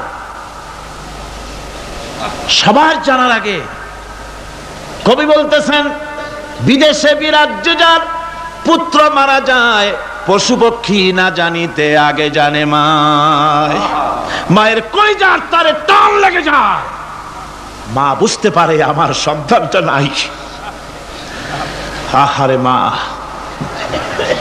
আমার বন্ধুগণ, মা যার বেঁচে আছে বেয়াদবি করেছেন, পাও ধরে মাপ নিয়ে নেবেন, পাও ধরে মাপ নিয়ে নেবেন। মা তো পাও ধরে দেখবেন মাফ করে দিবে। সুবহানাল্লাহ, সুবহানাল্লাহ, কত দরদ তার বুকের মধ্যে। আর মা বাপকে সম্মান করবেন। যাক, এই বিষয়ের উপরে আমি আর যেতে চাই না। শুধু আমি আপনাদের বললাম, এই বিশাল জনতাকে বললাম, সবচাইতে বড় পীর আপনার জন্য আপনার মা বাপ। সবচাইতে বড় পীর কে? মা বাপ। সন্তুষ্ট করেন, রুজিতে অভাব ঘটবে না, কোন মাজারে গিয়ে সেজদা দেওয়া লাগবে না, আল্লাহর কসম মাজারে যাই চাওয়া লাগবে না। মা বাপকে খেদমত করেন, মা বাপকে খুশি করেন, মা বাপকে খাওয়ান, হাদিয়া দেন, মা বাপ খুশি, রুজিতে বরকত হবে, ব্যবসায় বরকত হবে, ঋণগ্রস্ত থাকবেন না, সম্মান আল্লাহ বাড়ায় দিবেন। সুবহানাল্লাহ বিহামদি, রাসূলুল্লাহর হাদিস। এই জন্য আমি অনুরোধ করব, মা বাপকে সম্মান করবেন। আল্লাহ পাক বলছেন, খালাকাল ইনসানা আল্লামাহুল বায়ান। আমি মানুষকে সৃষ্টি করেছি। কেমনে সৃষ্টি করলাম তা তো এতক্ষণ বললাম। এইভাবে করে মানুষ সৃষ্টি করেছি। দেখো, তোমার নিজের দিকে তাকাও। ফালয়ানজুরিল ইনসানু মিম্মা খুলিক। কিভাবে মানুষ তোমাকে সৃষ্টি করা হলো, একবার তাকায় দেখো, তোমার শরীরের দিকে একটু তাকায় দেখো তো, কেমনে আমি বানাইলাম, কিভাবে তৈরি করলাম, লক্ষ্য করো। এই যে মাথা, এই মাথাটার ভিতরে আছে কি? মগজ, ব্রেইন। বিজ্ঞানীরা বলেছেন এতে 1000 মিলিয়ন নার্ভ সেলস আছে এর মধ্যে। 1000 মিলিয়ন নার্ভ সেল। সেল হচ্ছে CELL, সেল। সেল মানে কোষ। এই 1000 অনুভূতি কোষ, 1000 মিলিয়ন অনুভূতি কোষ রয়েছে মাথার ভেতরে। মস্তিষ্কের এসব কোষগুলি, এসব সেলগুলি, তার মধ্যে আবার আছে নার্ভ ফাইবার, অর্থাৎ সূক্ষ্ম সূক্ষ্ম নার্ভ সুতা, সমগ্র শরীরের মধ্যে তা ছড়িয়ে দেওয়া আছে। এই সূক্ষ্ম সুতার মাধ্যমে ঘন্টায় 70 মাইল বেগে শরীরের প্রত্যেকটা অঙ্গ প্রত্যঙ্গের খবর মস্তিষ্কের মধ্যে চলে যায়। সুবহানাল্লাহ বিহামদিহি। আপনার পায়ে যদি কাটা ফোটে, শরীরে যদি ব্যথা লাগে, ঘন্টায় 70 মাইল বেগে সূক্ষ্ম সূক্ষ্ম যে তারগুলি আল্লাহ দিয়েছেন, ওই তারের মাধ্যমে আপনার মাথায় চলে যায়। মস্তিষ্কে গেলে পরে তড়িৎ গতিতে সিদ্ধান্ত হয় কাটা তুলতে হবে। অথবা একটা সাপ দেখেছেন, সাপ প্রথম চোখ দিয়ে দেখলেন, চোখ, এই চোখের ভিতরে আপনার 130 মিলিয়ন লাইট রিসেপ্টর আছে, অর্থাৎ বিভিন্ন দৃশ্যকে, ছবিকে ক্যাচ করার মতো 130 মিলিয়ন লাইট রিসেপ্টর গ্রহণযোগ্য মেশিন রয়েছে চোখের ভিতরে। চোখ দিয়ে সাপ দেখলেন, চোখের ভিতরে রয়েছে আবার অসংখ্য তার। এই অসংখ্য তার ব্রেনের সঙ্গে জুড়ে দেওয়া আছে। চোখ সাপ দেখলো, 70 মাইল বেগে প্রতি ঘন্টায় এই খবর তড়িৎ প্রবাহের মতো মস্তিষ্কের ভেতরে চলে গিয়েছে। মস্তিষ্ক সঙ্গে সঙ্গে ডিসিশন দিচ্ছে, দৌড় মারো, অথবা লাঠি হাতে নাও, অথবা যে কোনো একটা পজিশন তাকে সাথে সাথে সিদ্ধান্ত দিয়ে দিচ্ছে। জোরে বলেন সুবহানাল্লাহ। এই অনুভূতি শক্তি যদি আল্লাহ পাক না দিতেন মানুষের শরীরে, পায়ের মধ্যে পাথর ঢুকলে, কাটা তো কাটা, পাথর ঢুকলেও টের পাইতাম না। আল্লাহ পাক এই ব্যবস্থা করে দিয়েছেন মস্তিষ্কের মধ্যে এতগুলি সেল, প্রত্যেকটা সেলের আলাদা আলাদা কাজ। সুখ, দুঃখ, ভালোবাসা, মোহাব্বত, আনন্দ, স্বাদ ইত্যাদি জিনিসের অনুভূতি মস্তিষ্কের ভেতর থেকেই হয়। এখানে সেগুলি রেখে দেওয়া হয়েছে। তারপরে রয়েছে এই মস্তিষ্কের ভেতরে মেমোরি, স্মৃতি শক্তি। দেখুন, এই যে টেপ রেকর্ডারে ওয়াজগুলি রেকর্ড হচ্ছে, তাফসীর রেকর্ড হচ্ছে। কিছুদিন পর ওই রেকর্ডের উপরে আর একটা কথা যদি উঠান, তাহলে প্রথম কথা থাকবে? প্রথম গান বা ওয়াজ থাকবে? নষ্ট হয়ে যাবে। কিন্তু আল্লাহ রাব্বুল আলামিন আপনার আমার মাথার ভিতরে এমন এক ফিতা দিয়ে দিয়েছেন, এমন একটা মেমোরি ফিতা দিয়েছেন, যেই ফিতার ভিতরে হাজার হাজার, লক্ষ লক্ষ, কোটি কোটি সমস্ত কথাগুলি ধরবে, আপনি মুখস্থ করতে পারবেন। আগে যা মুখস্থ করেছেন, পরে মুখস্থ করলে পরে আগেরটা মুছে যাবে না। সুবহানাল্লাহ বিহামদিহি। কি সুন্দর করে মস্তিষ্কের ভেতরে এই মেমোরি শক্তিকে আল্লাহ পাক তৈরি করে দিয়েছেন। চিন্তা করলে মাথা নত হয়ে যাবে আল্লাহর দরবারে। আল্লাহ পাক বলছেন এই জিনিস আমি তোমার মাথার মধ্যে রেখেছি। দেখুন মানুষ কত কথা বলে, কত বই পড়ে, মানুষের মাথায় যত কথা আছে সব কথা যদি লিপিবদ্ধ হয় ভলিউম ভলিউম হয়ে যাবে, যা একটা লাইব্রেরিতে ধরা সম্ভব নয়। অর্থাৎ আপনার মাথাটা হচ্ছে একটা বিশ্বকোষ, আপনার মাথাটা হচ্ছে একটা বিরাট বিশ্বজোড়া লাইব্রেরি। জোরে কোন সুবহানাল্লাহ। আপনার মাথায় যা আছে তা আপনার কোনো বিল্ডিং এর মধ্যে ধরবে না, কোনো গ্রামে কোনো দেশের মধ্যে তা ধরবে না, এত জিনিস আপনার মাথার মধ্যে আছে, ঠিক কিনা? এরপরে আল্লাহ পাক একটা চোখ আমাদের দিলেন। আল্লাহ রাব্বুল আলামিন বলেন আলাম নাজআল লাহু আইনাইনি ওয়া লিসানান ওয়া শাফাতাইন ওয়া হাদাইনাহুন নাজদাইন। আমি কি তোমাদেরকে দুটি চক্ষু আর জিহ্বা, আর তোমাদেরকে আমি কি তোমাদের দুটি চক্ষু, দুটি ঠোঁট আর জিহ্বা কি আমি তোমাদের দেই নাই, যা দিয়া তোমরা দেখতে পাও, যা দিয়া তোমরা অনুভূতি, মাথার ভিতরে অনুভূতি জাগে। এই যে দুটো চোখ দিলাম, সুবহানাল্লাহ সুবহানাল্লাহ বলেন। দুটি চোখ আছে বলে এই সুন্দর পৃথিবী দেখতে পাই। চোখ দুটি না থাকলে পৃথিবী অন্ধকার, মা দেখতে পাবো না, কোরআন দেখতে পাবো না, পৃথিবী দেখতে পাবো না, বাপ দেখতে পাবো না, সন্তান দেখতে পাবো না, দুনিয়াটা মিথ্যা হয়ে যাবে, ঠিক কিনা? ছোট্ট চোখ, 1 থেকে 1.5 ইঞ্চির ভিতরে এত সুন্দর দুটি ক্যামেরা, যে ক্যামেরা দিয়া দুনিয়ার সব কিছুকে ক্যাচ করা যায়, সব ক্যাচ করা যায়। বলুন তো এমন একটা বাক্স আপনারা কেউ বানায় দিতে পারবে যে বাক্সের ভিতরে হাতি, ঘোড়া, বাঘ, ভল্লুক, ময়না, টিয়া, পাহাড়, পর্বত, নদ, নদী, কীট, পতঙ্গ, তরু, লতা, গাছপালা, গোষ্ঠী সুদ্ধা ধরবে, আরো খানিকটা জায়গা বাকি থাকবে, এরকম একটা বাক্স কেউ বানায় দিতে পারবে? পারবে না। এমন একটা বাক্স পৃথিবীর কোন মিস্ত্রি বানাতে পারবে না। কিন্তু আল্লাহ রাব্বুল আলামিন আপনার আমার কপালের নিচে 1 থেকে 1.5 ইঞ্চির ভিতরে এমন 2টা ফিল্ম বক্স তৈরি করে দিয়েছেন, যা দিয়ে তাকাবেন আপনি কোটি কোটি মানুষ দেখবেন, পাহাড় দেখবেন, সমুদ্র দেখবেন, সূর্য দেখবেন, চন্দ্র দেখবেন। এত কিছু দেখার পরেও চোখের ভিতরে আরো খানিকটা জায়গা ফাঁকা থেকে যায়। কি বিরাট নিয়ামত এই চোখ আল্লাহ পাক আমাদেরকে দান করেছেন। এই চোখকে হেফাজতের জন্য আবার চোখের উপরে সানসেট তুলে দেওয়া আছে। সানসেট ভুরু, আল্লাহ ভুরু লাগায় দিয়েছেন, নিচে একটু হাড় জায়গায় দিয়েছেন, উপরে সানসেট, ভেতরে চোখ, যাতে করে বল এসে লাগলে পরে চোখটা গলে না যায়, আছাড় খেলে পরে চোখটা গলে না যায়, চোখটাকে সেফ সাইডে রেখে দিয়েছেন আল্লাহ পাক সুবহানাহু ওয়া তাআলা। আল্লাহ পাকের কাছে শুকরিয়া তো আদায় করলাম না, আদায় করি। আসুন পড়ি আমরা সবাই আলহামদুলিল্লাহি রাব্বিল আলামিন। আল্লাহ পাক বলেন আলাম নাজআল লাহু আইনাইনি ওয়া লিসানান ওয়া শাফাতাইন। জিহ্বা দিলাম আমি তোমাকে, এই জিহ্বার ভিতরে 3000 আস্বাদন স্তর আছে। বিজ্ঞানীরা বলেছেন একটা জিহ্বার মধ্যে 3000 আস্বাদন স্তর আছে। প্রত্যেকটা স্তরের সাথে মস্তিষ্কের সাথে তার লাগানো আছে। জিহ্বায় সব জিনিসের টেস্ট নেবেন আর তার অনুভূতি, তার স্বাদটা ওখানে টের পাবে মস্তিষ্কের ভেতরে। এই জিহ্বা আল্লাহ পাক দান করে দিলেন মুখের মধ্যে। সুবহানাল্লাহি বিহামদিহি। সব রকমের স্বাদ পান না একরকম? জিলাপির স্বাদ একরকম, রসগোল্লার স্বাদ আর এক রকম, ছানার স্বাদ আর এক রকম, বেলের স্বাদ একরকম, তালের স্বাদ আর এক রকম, মুরগির স্বাদ একরকম, খাসির স্বাদ আর এক রকম, লট্টা ফিশের স্বাদ একরকম, শুটকির স্বাদ আর এক রকম, কোরাল মাছের স্বাদ আর এক রকম, শাকের স্বাদ আর এক রকম। হাজার হাজার খাদ্য দ্রব্যের স্বাদ এক জিহ্বা দিয়ে আল্লাহ রাব্বুল আলামিন নেওয়ার তৌফিক দিলেন। খালাকাল ইনসান, কি সুন্দর করে মানুষ বানালাম। দেখিস না, শুকরিয়া আদায় করিস না, এগুলি দেখবি আর শুকরিয়া আদায় করবি কি সুন্দর করে আমি আল্লাহ তোমাকে সৃষ্টি করেছি। শুধু তাই নয়, আল্লাহ পাক বলেন ইয়া আইয়ুহাল ইনসানু মা গাররাকা বিরাব্বিকাল কারীম। ও মানুষ, কোন জিনিস তোমাকে ধোকায় ফেলে দিল তোমার মহান প্রভুর ইবাদত থেকে, গোলামি থেকে? কোন জিনিস তোমারে ধোকায় ফেলে দিল? কেন ধোকায় পড়ে গেলে? আল্লাহ রাব্বুল আলামিন তাই বলেন ইয়া আইয়ুহাল ইনসানু মা গাররাকা বিরাব্বিকাল কারীম।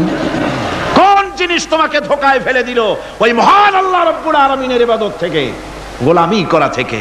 কি সুন্দর করে বানালাম। আমার ভাইরা, আমার নিজের জীবনে এক দৃষ্টান্ত আমি প্রায় বলি লোকদেরকে।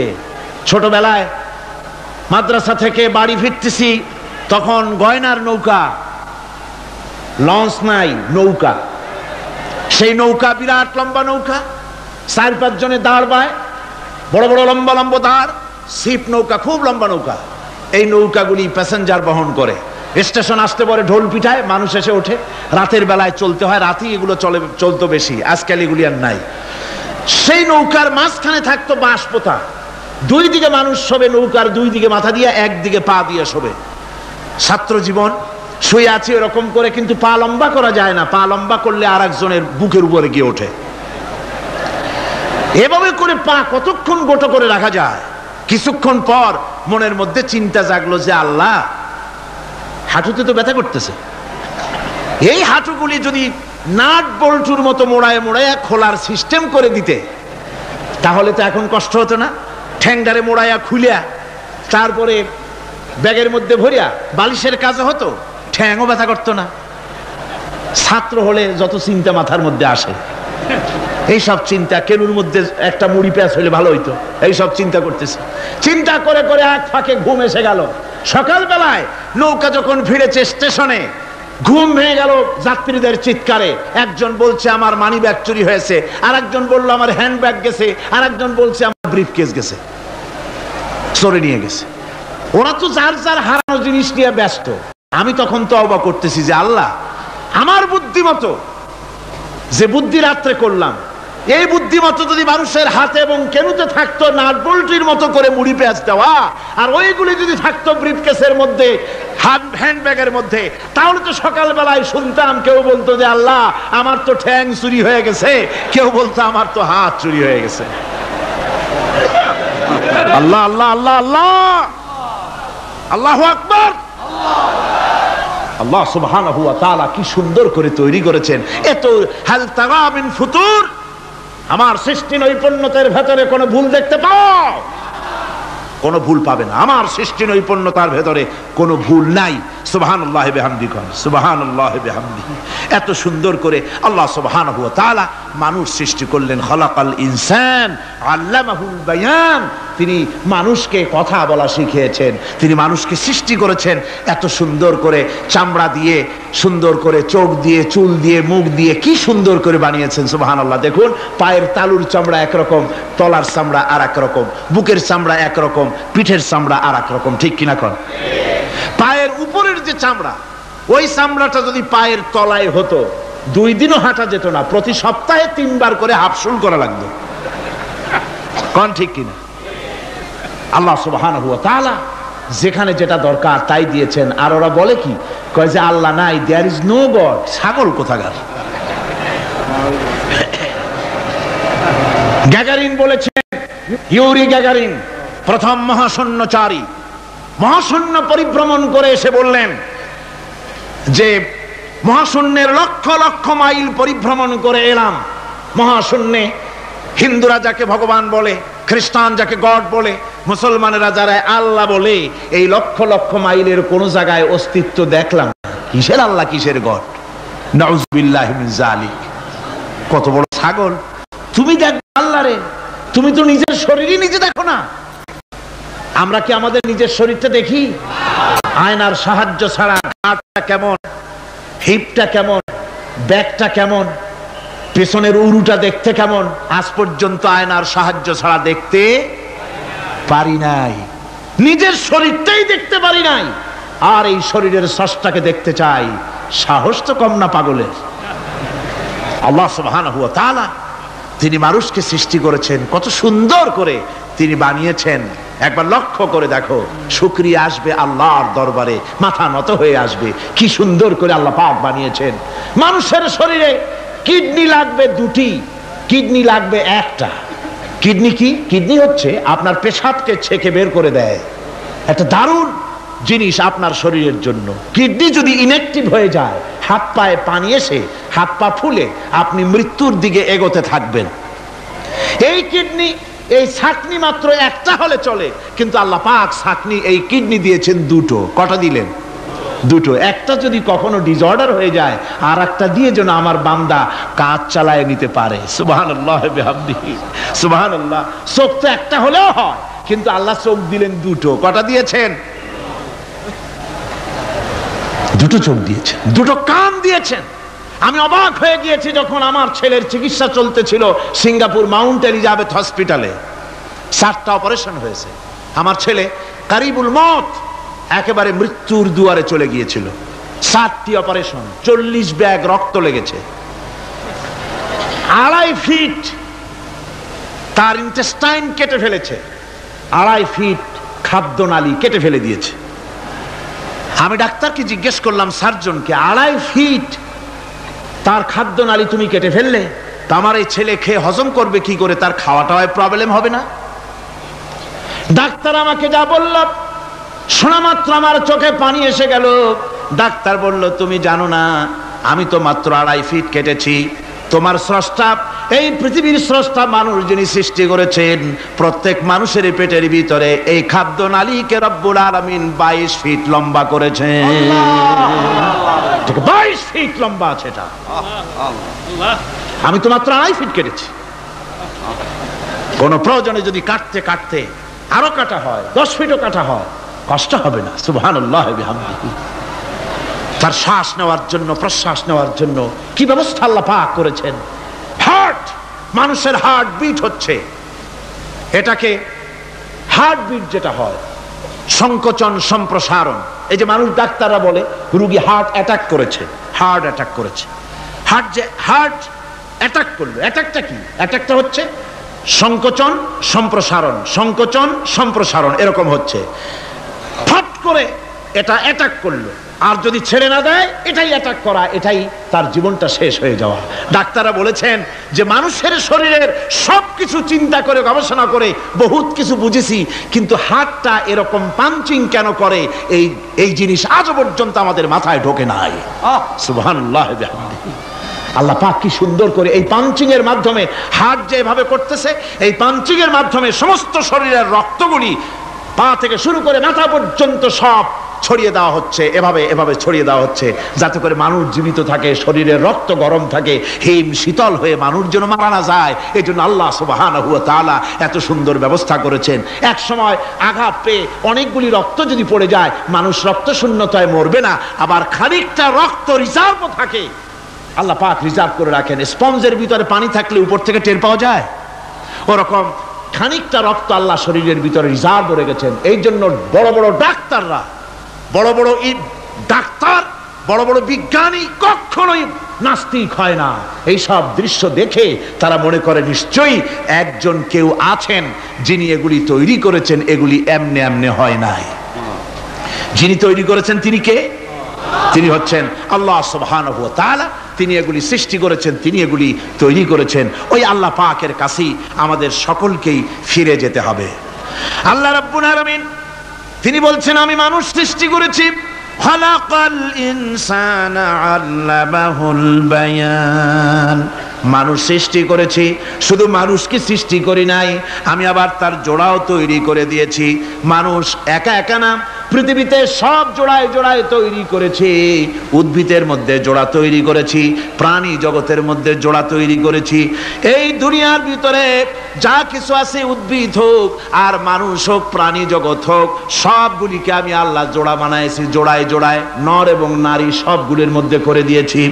ওয়া মিন আয়াতিহি أَمْ خَلَقَ لَكُم مِّنْ أَنفُسِكُمْ أَزْوَاجًا لِتَسْكُنُوا إِلَيْهَا وَجَعَلَ بَيْنَكُم مَّوَدَّةً وَرَحْمَةً।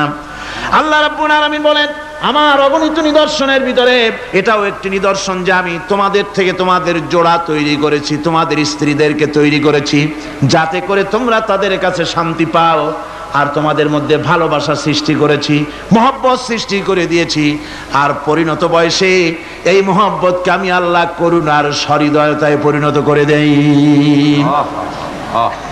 তোমার থেকে তোমার জোড়া নারী সৃষ্টি করেছি, স্ত্রী। সেই স্ত্রীর কাছে তুমি তোমার স্বস্তি শান্তি ফিরে পাবে। আর যখন বৃদ্ধ হয়ে যাবে, তখন এই ভালোবাসাটা আমি করুণা আর মহব্বতের মধ্যে পয়দা করে দেই। এর দ্বারা এই ভালোবাসা এবং মহব্বতের মাধ্যমে সন্তান সন্ততি পৃথিবীতে আসে, নাতি আসে, পৌত্র আসে, পৌত্রী আসে, এভাবে করে আত্মীয় স্বজন পরিবেষ্টিত অবস্থায় দুনিয়ায় মানব বংশ আমি এভাবে করে বৃদ্ধি করি। আর এরপরে মানব সৃষ্টি করে মানুষকে এক পরিবেশ সৃষ্টি করে দিয়ে তাকে কথা বলারও আমি ভাষা শিখিয়েছি। আল্লামাহুল বায়ান, মানুষকে আমি কি শিক্ষা দিয়েছি? কথা বলতে আমি শিক্ষা দিয়েছি। কথা বলার কারণেই মানুষ আর কথা বলতে পারে না বলে মানুষের সাথে পশুর সাথে এই বিরাট পার্থক্য। পশু কথা বলতে পারে না, মানুষ কথা বলতে পারে। কথা বলা হচ্ছে মানুষের একটা বিশেষ বৈশিষ্ট্য। আরে বায়ান শব্দের অর্থ শুধু কথা নয়, বায়ান শব্দের অর্থ হচ্ছে চেতনা, বুদ্ধি, অনুভূতি, প্রজ্ঞা, মেধা, চিন্তা, বিবেচনা, ইচ্ছা শক্তি, প্রতিরোধ শক্তি, এ সবগুলি বায়ানের ভিতরে সীমাবদ্ধ। যে আমি বায়ান শিক্ষা দিয়েছি, তার মানে এতগুলি জিনিস আমি তোমার মধ্যে আমি সৃষ্টি করে দিয়েছি মানুষের মধ্যে। এরপরে এ বায়ান একটি শিক্ষা। শিক্ষা বলতে বুঝায়, এই শিক্ষাটা আল্লাহ সবাইকে দিয়েছেন। মাছ সাঁতার কাটতে পারবে, পাখি আকাশে উঠতে পারবে, পাখিকে আল্লাহ ওড়ার ক্ষমতা দিয়েছেন। মুরগির বাচ্চা ডিমের থেকে বের করে পানির মধ্যে ছেড়ে দিবেন, ও সাঁতার কাটতে পারবে না। আপনি আমারে কোন মুরগির ডিমের ভিতরে মুরগির বাচ্চা, হাঁসের ডিমের ভিতরে হাঁসের বাচ্চা, সে কি করে বোঝে ডিমের কোন অংশ পাতলা, সেই অংশটা সে অপারেশন শুরু করে দেয়। সে কিন্তু সব জায়গায় ঠকায় না।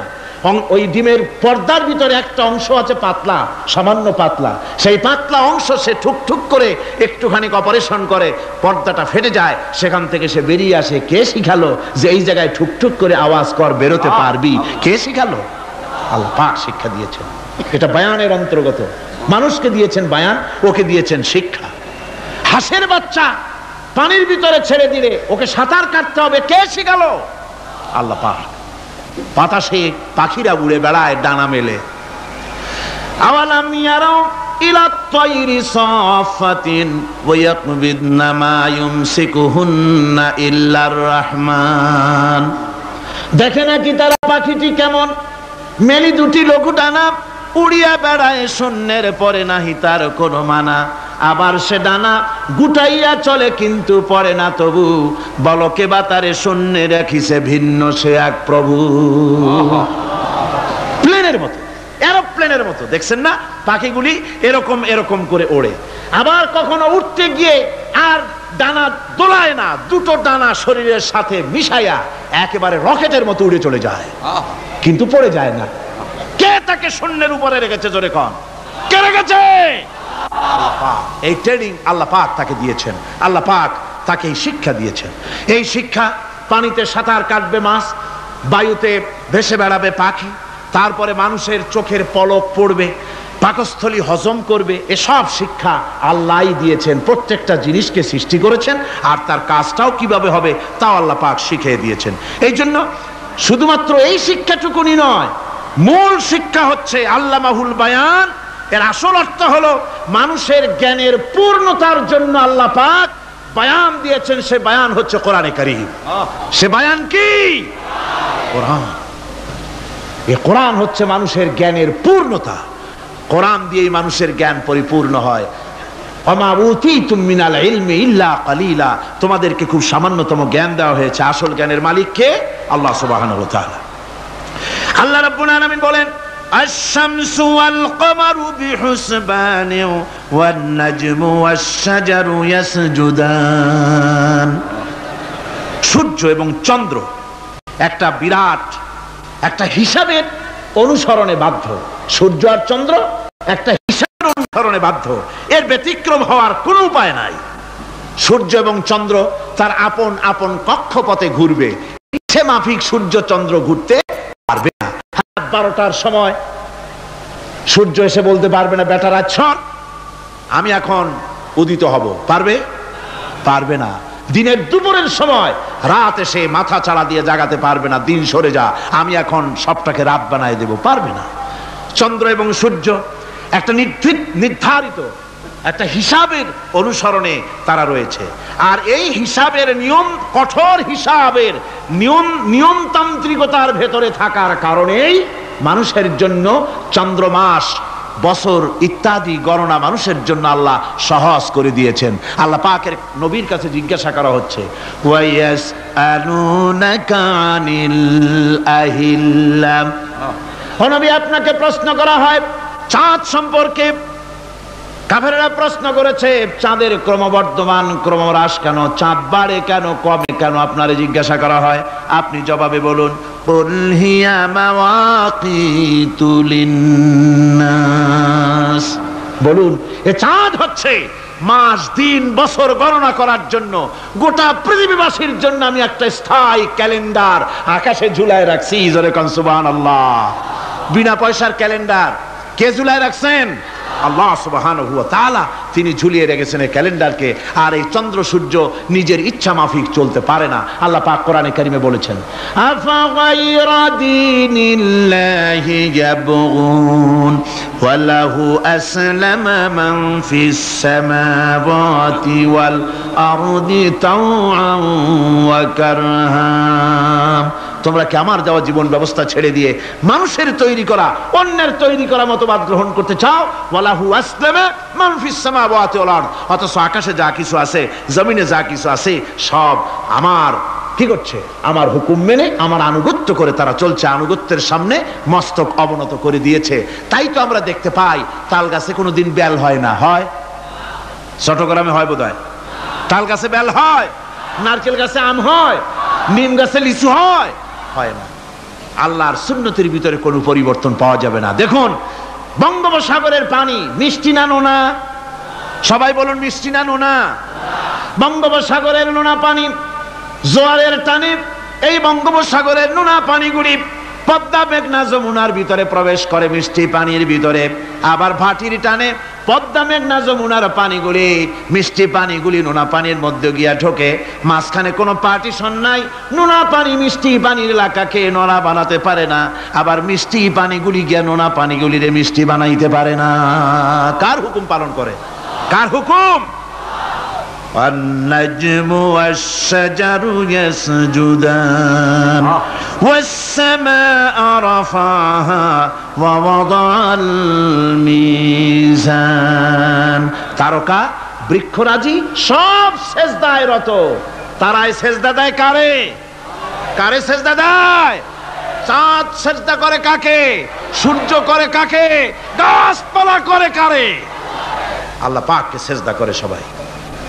সমস্ত সৃষ্টি জগতের কাজ হলো তিনটা। সৃষ্টি জগতের কাজ কয়টা? তিনটি কাজ। একটা কাজ হচ্ছে সৃষ্টি জগৎ মহান আল্লাহর উদ্দেশ্যে সিজদা করবে, তার হামদ করবে, তার তাসবিহ করবে। তিনটা কাজ, সিজদা করবে, হামদ করবে, তাসবিহ করবে। এই তিনটা কাজ হচ্ছে সৃষ্টি জগতের। গোটা পৃথিবীর সবকিছু আল্লাহ পাককে সিজদা করছে। কোরআনে কারিমে রব্বুল আলামিন বলেন, وَلِلَّهِ يَسْجُدُ مَنْ فِي السَّمَاوَاتِ وَالْأَرْضِ طَوْعًا وَكَرْهًا وَظِلَالُهُمْ بِالْغُدُوِّ وَالْآصَالِ। আল্লাহ পাক বলেন আকাশে যা কিছু আছে জমিনে যা কিছু আছে সব কিছু আমার সেজদা করে, এমনকি গাছগুলি, গাছও আমার সেজদা করে। গাছগুলি সকাল বেলায় গাছের ছায়া সকাল বেলায় আর বিকাল বেলায় নিজের ছায়া লম্বা করে দিয়ে আমার সামনে সেজদায় পতিত হয়ে যায়। গাছগুলি আমাকে সেজদা করে, তারকা সমূহ চন্দ্র সূর্য সব আমাকে সেজদা করে। وَلِلَّهِ يَسْجُدُ مَا فِي السَّمَاوَاتِ وَمَا فِي الْأَرْضِ مِنْ دَابَّةٍ وَالْمَلَائِكَةُ وَهُمْ لَا يَسْتَكْبِرُونَ। আকাশ এবং জমিনে যা কিছু আছে আমার সিজদা করে। আমার সিজদা থেকে কেউ অহংকার করে না, অহমিকতা করে না। আমার সিজদা থেকে কেউ ফিরে যায় না, সবাই আমাকে সিজদা করে। সুতরাং ও মানুষ, আমার দরবারে সেজদায় মাথা নত করে দাও। সবগুলি আমার সামনে সেজদা করতেছে। আলাম তারা আন্নাল্লাহা ইয়াসজুদু লাহু মান ফিস সামাওয়াতি ওয়া মান ফিল আরদ ওয়াশ-শামসু ওয়াল কামারু ওয়ান নুজুমু ওয়াল জিবালু ওয়াশ-শাজারু ওয়াদ-দাওয়াবু ওয়া কাসীরুম মিনান নাস। আল্লাহ পাক বলছেন আকাশ এবং জমিনে যা আছে সব আমাকে সেজদা করছে, চাঁদে, সূর্যতে, গাছপালায়, পাহাড় পর্বতে, সবকিছু, সমস্ত প্রাণী জগৎ পর্যন্ত, চতুষ্পদ জন্তুগুলি পর্যন্ত আমি আল্লাহকে সেজদা করে। সুবহানাল্লাহ। আমার বন্ধুগণ, এরপরে সর্বশেষ আমি শেষ করে এনেছি আর মাত্র দুটি আয়াত আপনাদের সামনে বলে আমরা যাব আকর্ষণীয় মুনাজাতের দিকে ইনশাআল্লাহ। সবাই বলেন ইনশাআল্লাহ। আল্লাহ রাব্বুল আলামিন এবার বলেন ওয়াল আরদা ওয়াদাহা লিল আনাম ফিহা ফাকিহাতু ওয়ান নাখলু যাতুল আকমাম। আল্লাহ পাক বলছেন পৃথিবীকে তিনি সমস্ত সৃষ্টির জন্য এই পৃথিবী বানিয়েছেন। আনাম, আনাম শব্দের অর্থ হচ্ছে জীব, জানদার।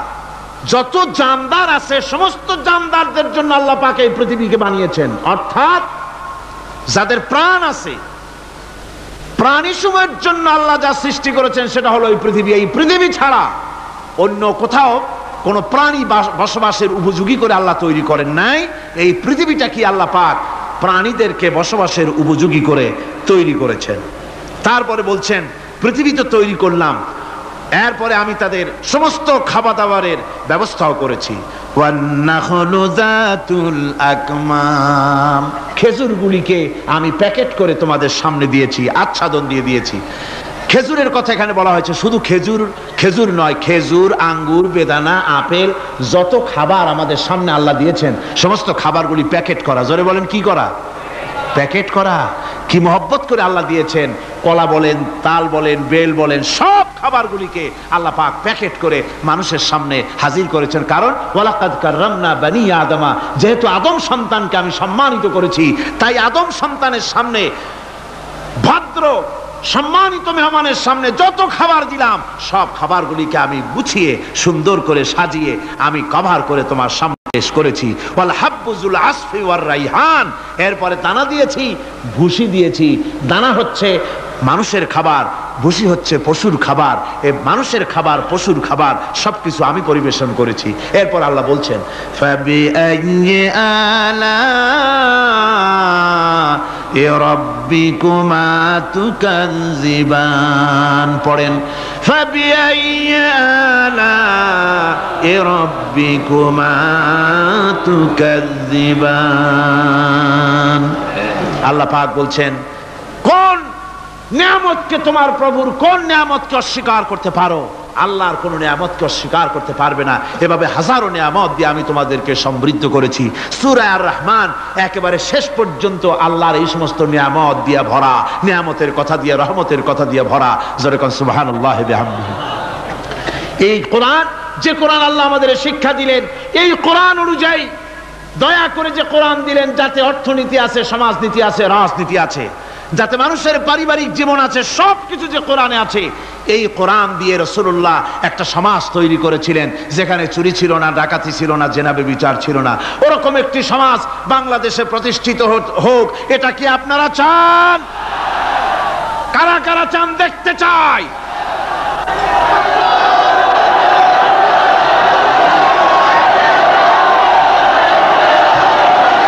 চাইবো আল্লাহুম্মা আমিন।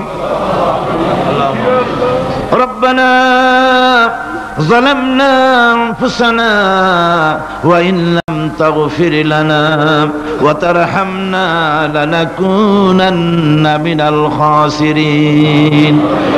ربنا ظلمنا أنفسنا وإن لم تغفر لنا وترحمنا لنكونن من الخاسرين.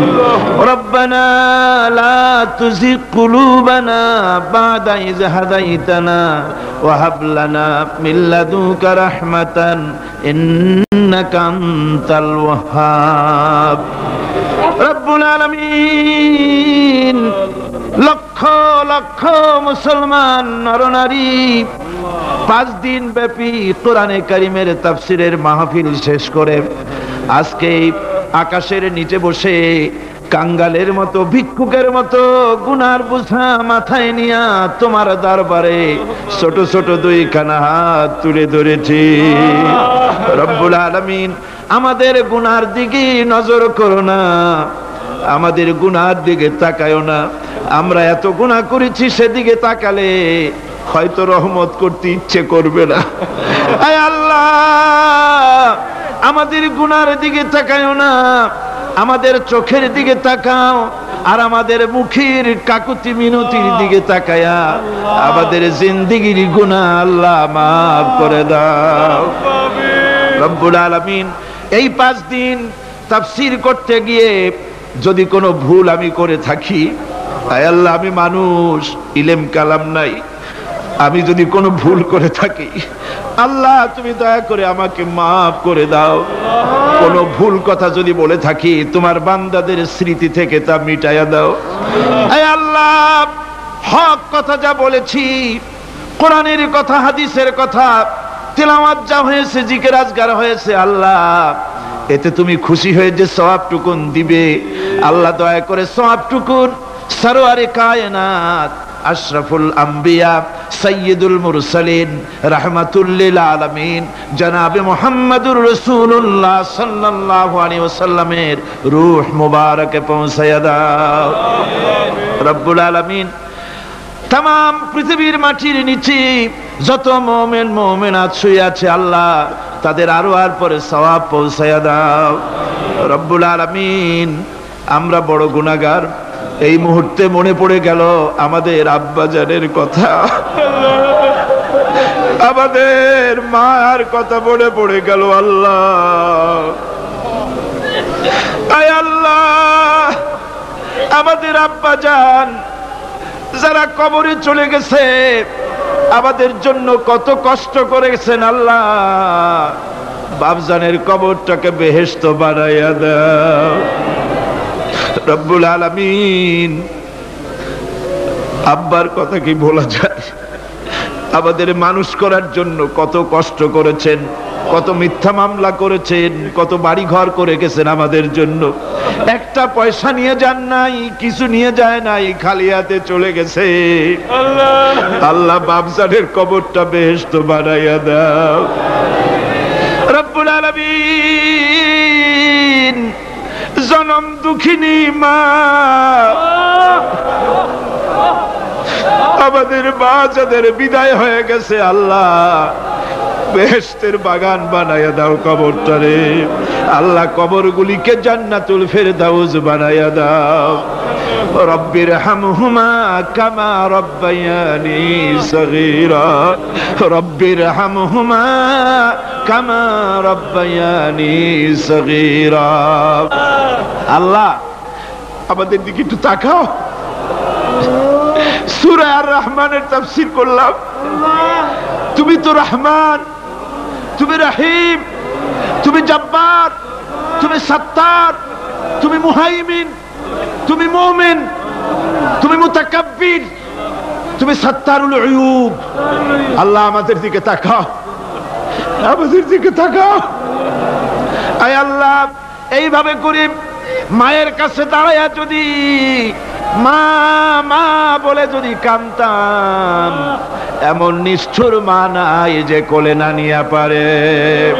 আল্লাহ, মায়ের চাইতে লক্ষ গুণে মায়া তোমার বেশি, আমাদেরকে রহমতের কোলে টেনে নাও। আয় আল্লাহ, যত মানুষ মাহফিলে হাত উঁচু করছে, যত গুনাহ আছে আজকের মাঠ থেকে কেউ যেন গুনাহ নিয়ে বাড়ি না যায়। আল্লাহ, আমাদের শিরক গুনাহ মাফ করো, আমাদের বেদাতের গুনাহ মাফ করো, চুরি ডাকাতির গুনাহ মাফ করো, মানুষ হত্যা করার গুনাহ মাফ করো, জিনা করার গুনাহ মাফ করো, যত গুনাহ করেছি মাফ করে দাও আল্লাহ। রব্বুল আলামিন, এই মুহূর্তে দোয়া করি আমরা বসনিয়ার মুসলমানের জন্য। আল্লাহ, বসনিয়ার মুসলমানদের ওরা মেরে শেষ করে দিল। আল্লাহ, আল্লাহ তুমি দয়া করে তোমার রহমত, তোমার রহমান নামের ওসিলায় বসনিয়া বাঁচায়া দাও। সার্ব এবং ক্রোশীয়দেরকে তুমি খতম করে দাও। আলজেরিয়ার মুসলমান, ফিলিপিনের মুসলমান, প্যালেস্টাইনের মুসলমানদেরকে আল্লাহ হেফাজত করো। মিশরের ইসলামী আন্দোলনের লোকদেরকে আল্লাহ মারা হচ্ছে, তাদের তুমি হেফাজত করো। আল্লাহ, কাশ্মীরের মুসলমানদেরকে ভারতের কাফের বেঈমানেরা মারতেছে, কাশ্মীরের মুসলমান বাঁচাইয়া দাও। আয় আল্লাহ, আরাকানের মুসলমানদেরকে তুমি হেফাজত করো, বার্মার মুসলমানদের হেফাজত করো রব্বুল আলামিন। বাংলাদেশ আমাদের প্রিয় জন্মভূমি, আল্লাহ তুমি দয়া করে এই দেশে কোরআনের শাসন চালু করে দাও আল্লাহ, বাংলাদেশে কোরআনের আইন চালু করে দাও আল্লাহ, কোরআন সুন্নাহর আইন তুমি চালু করে দাও আল্লাহ রব্বুল আলামিন। আমাদের দোয়া তুমি কবুল করো আল্লাহ, দোয়া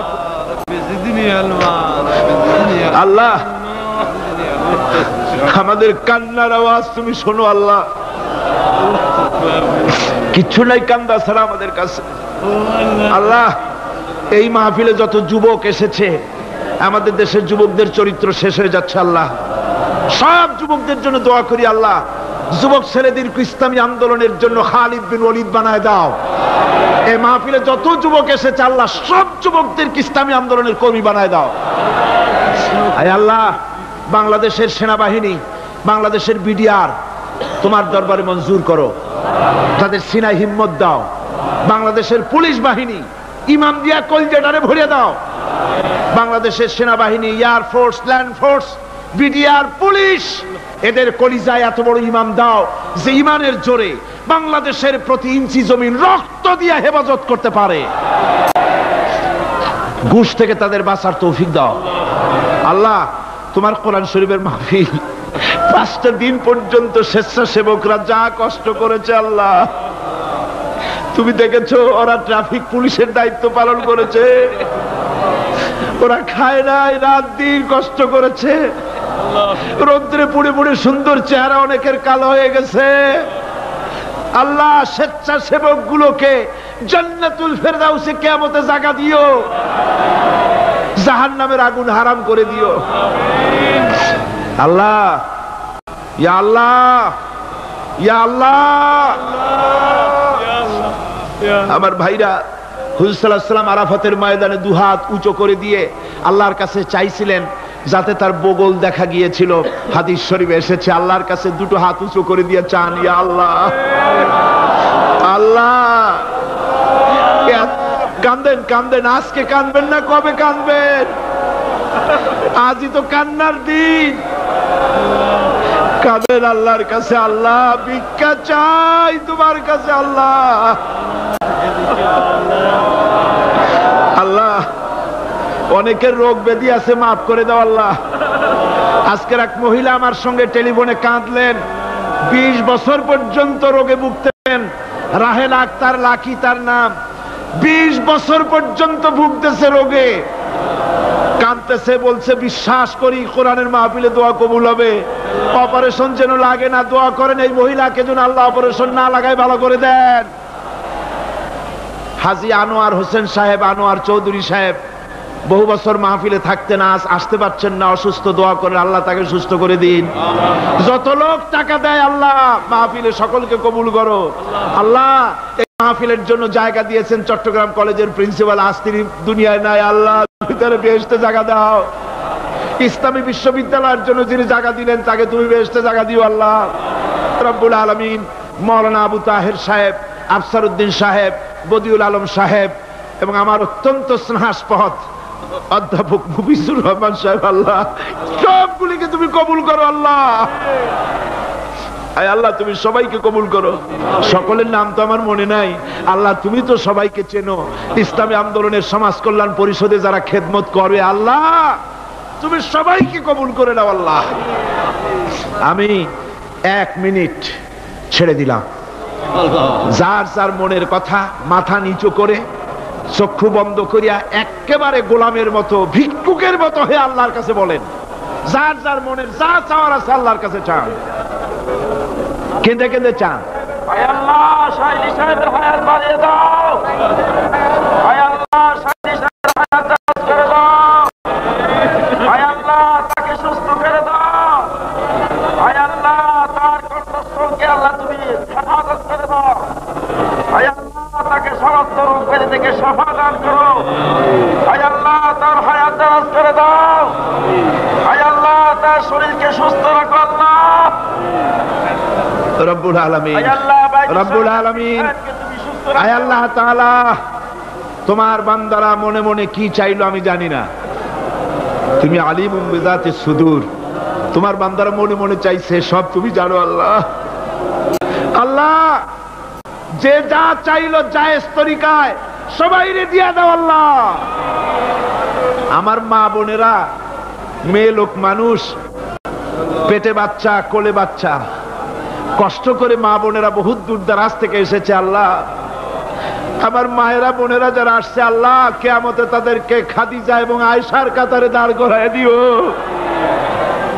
আল্লাহ। আমার মা বোনদেরকে পর্দায় থাকার তৌফিক দিও আল্লাহ। মা বোনদেরকে তুমি হেফাজত করো।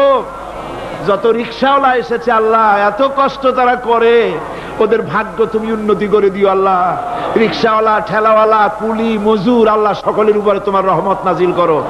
কলেজ বিশ্ববিদ্যালয়ের শিক্ষক, ছাত্র, ডিসি, এসপি, জজ, ব্যারিস্টার, ম্যাজিস্ট্রেট, আইনজীবী, বুদ্ধিজীবী, সাহিত্যিক, সাংবাদিক, প্রকৌশলী, চিকিৎসক, কৃষিবিদ আল্লাহ, সকলের উপরে তোমার রহমত নাজিল করো আল্লাহ রব্বুল আলামিন। আমরা এই বিশ্বাস নিয়ে হাত নামাচ্ছি যে আমরা এতক্ষণ যা বলেছি তুমি শুনেছো, আমরা যা বলেছি তুমি কবুল করেছো। আয় আল্লাহ, আমাদের মুনাজাত তোমার দরবারে কবুল করে দিও আল্লাহ।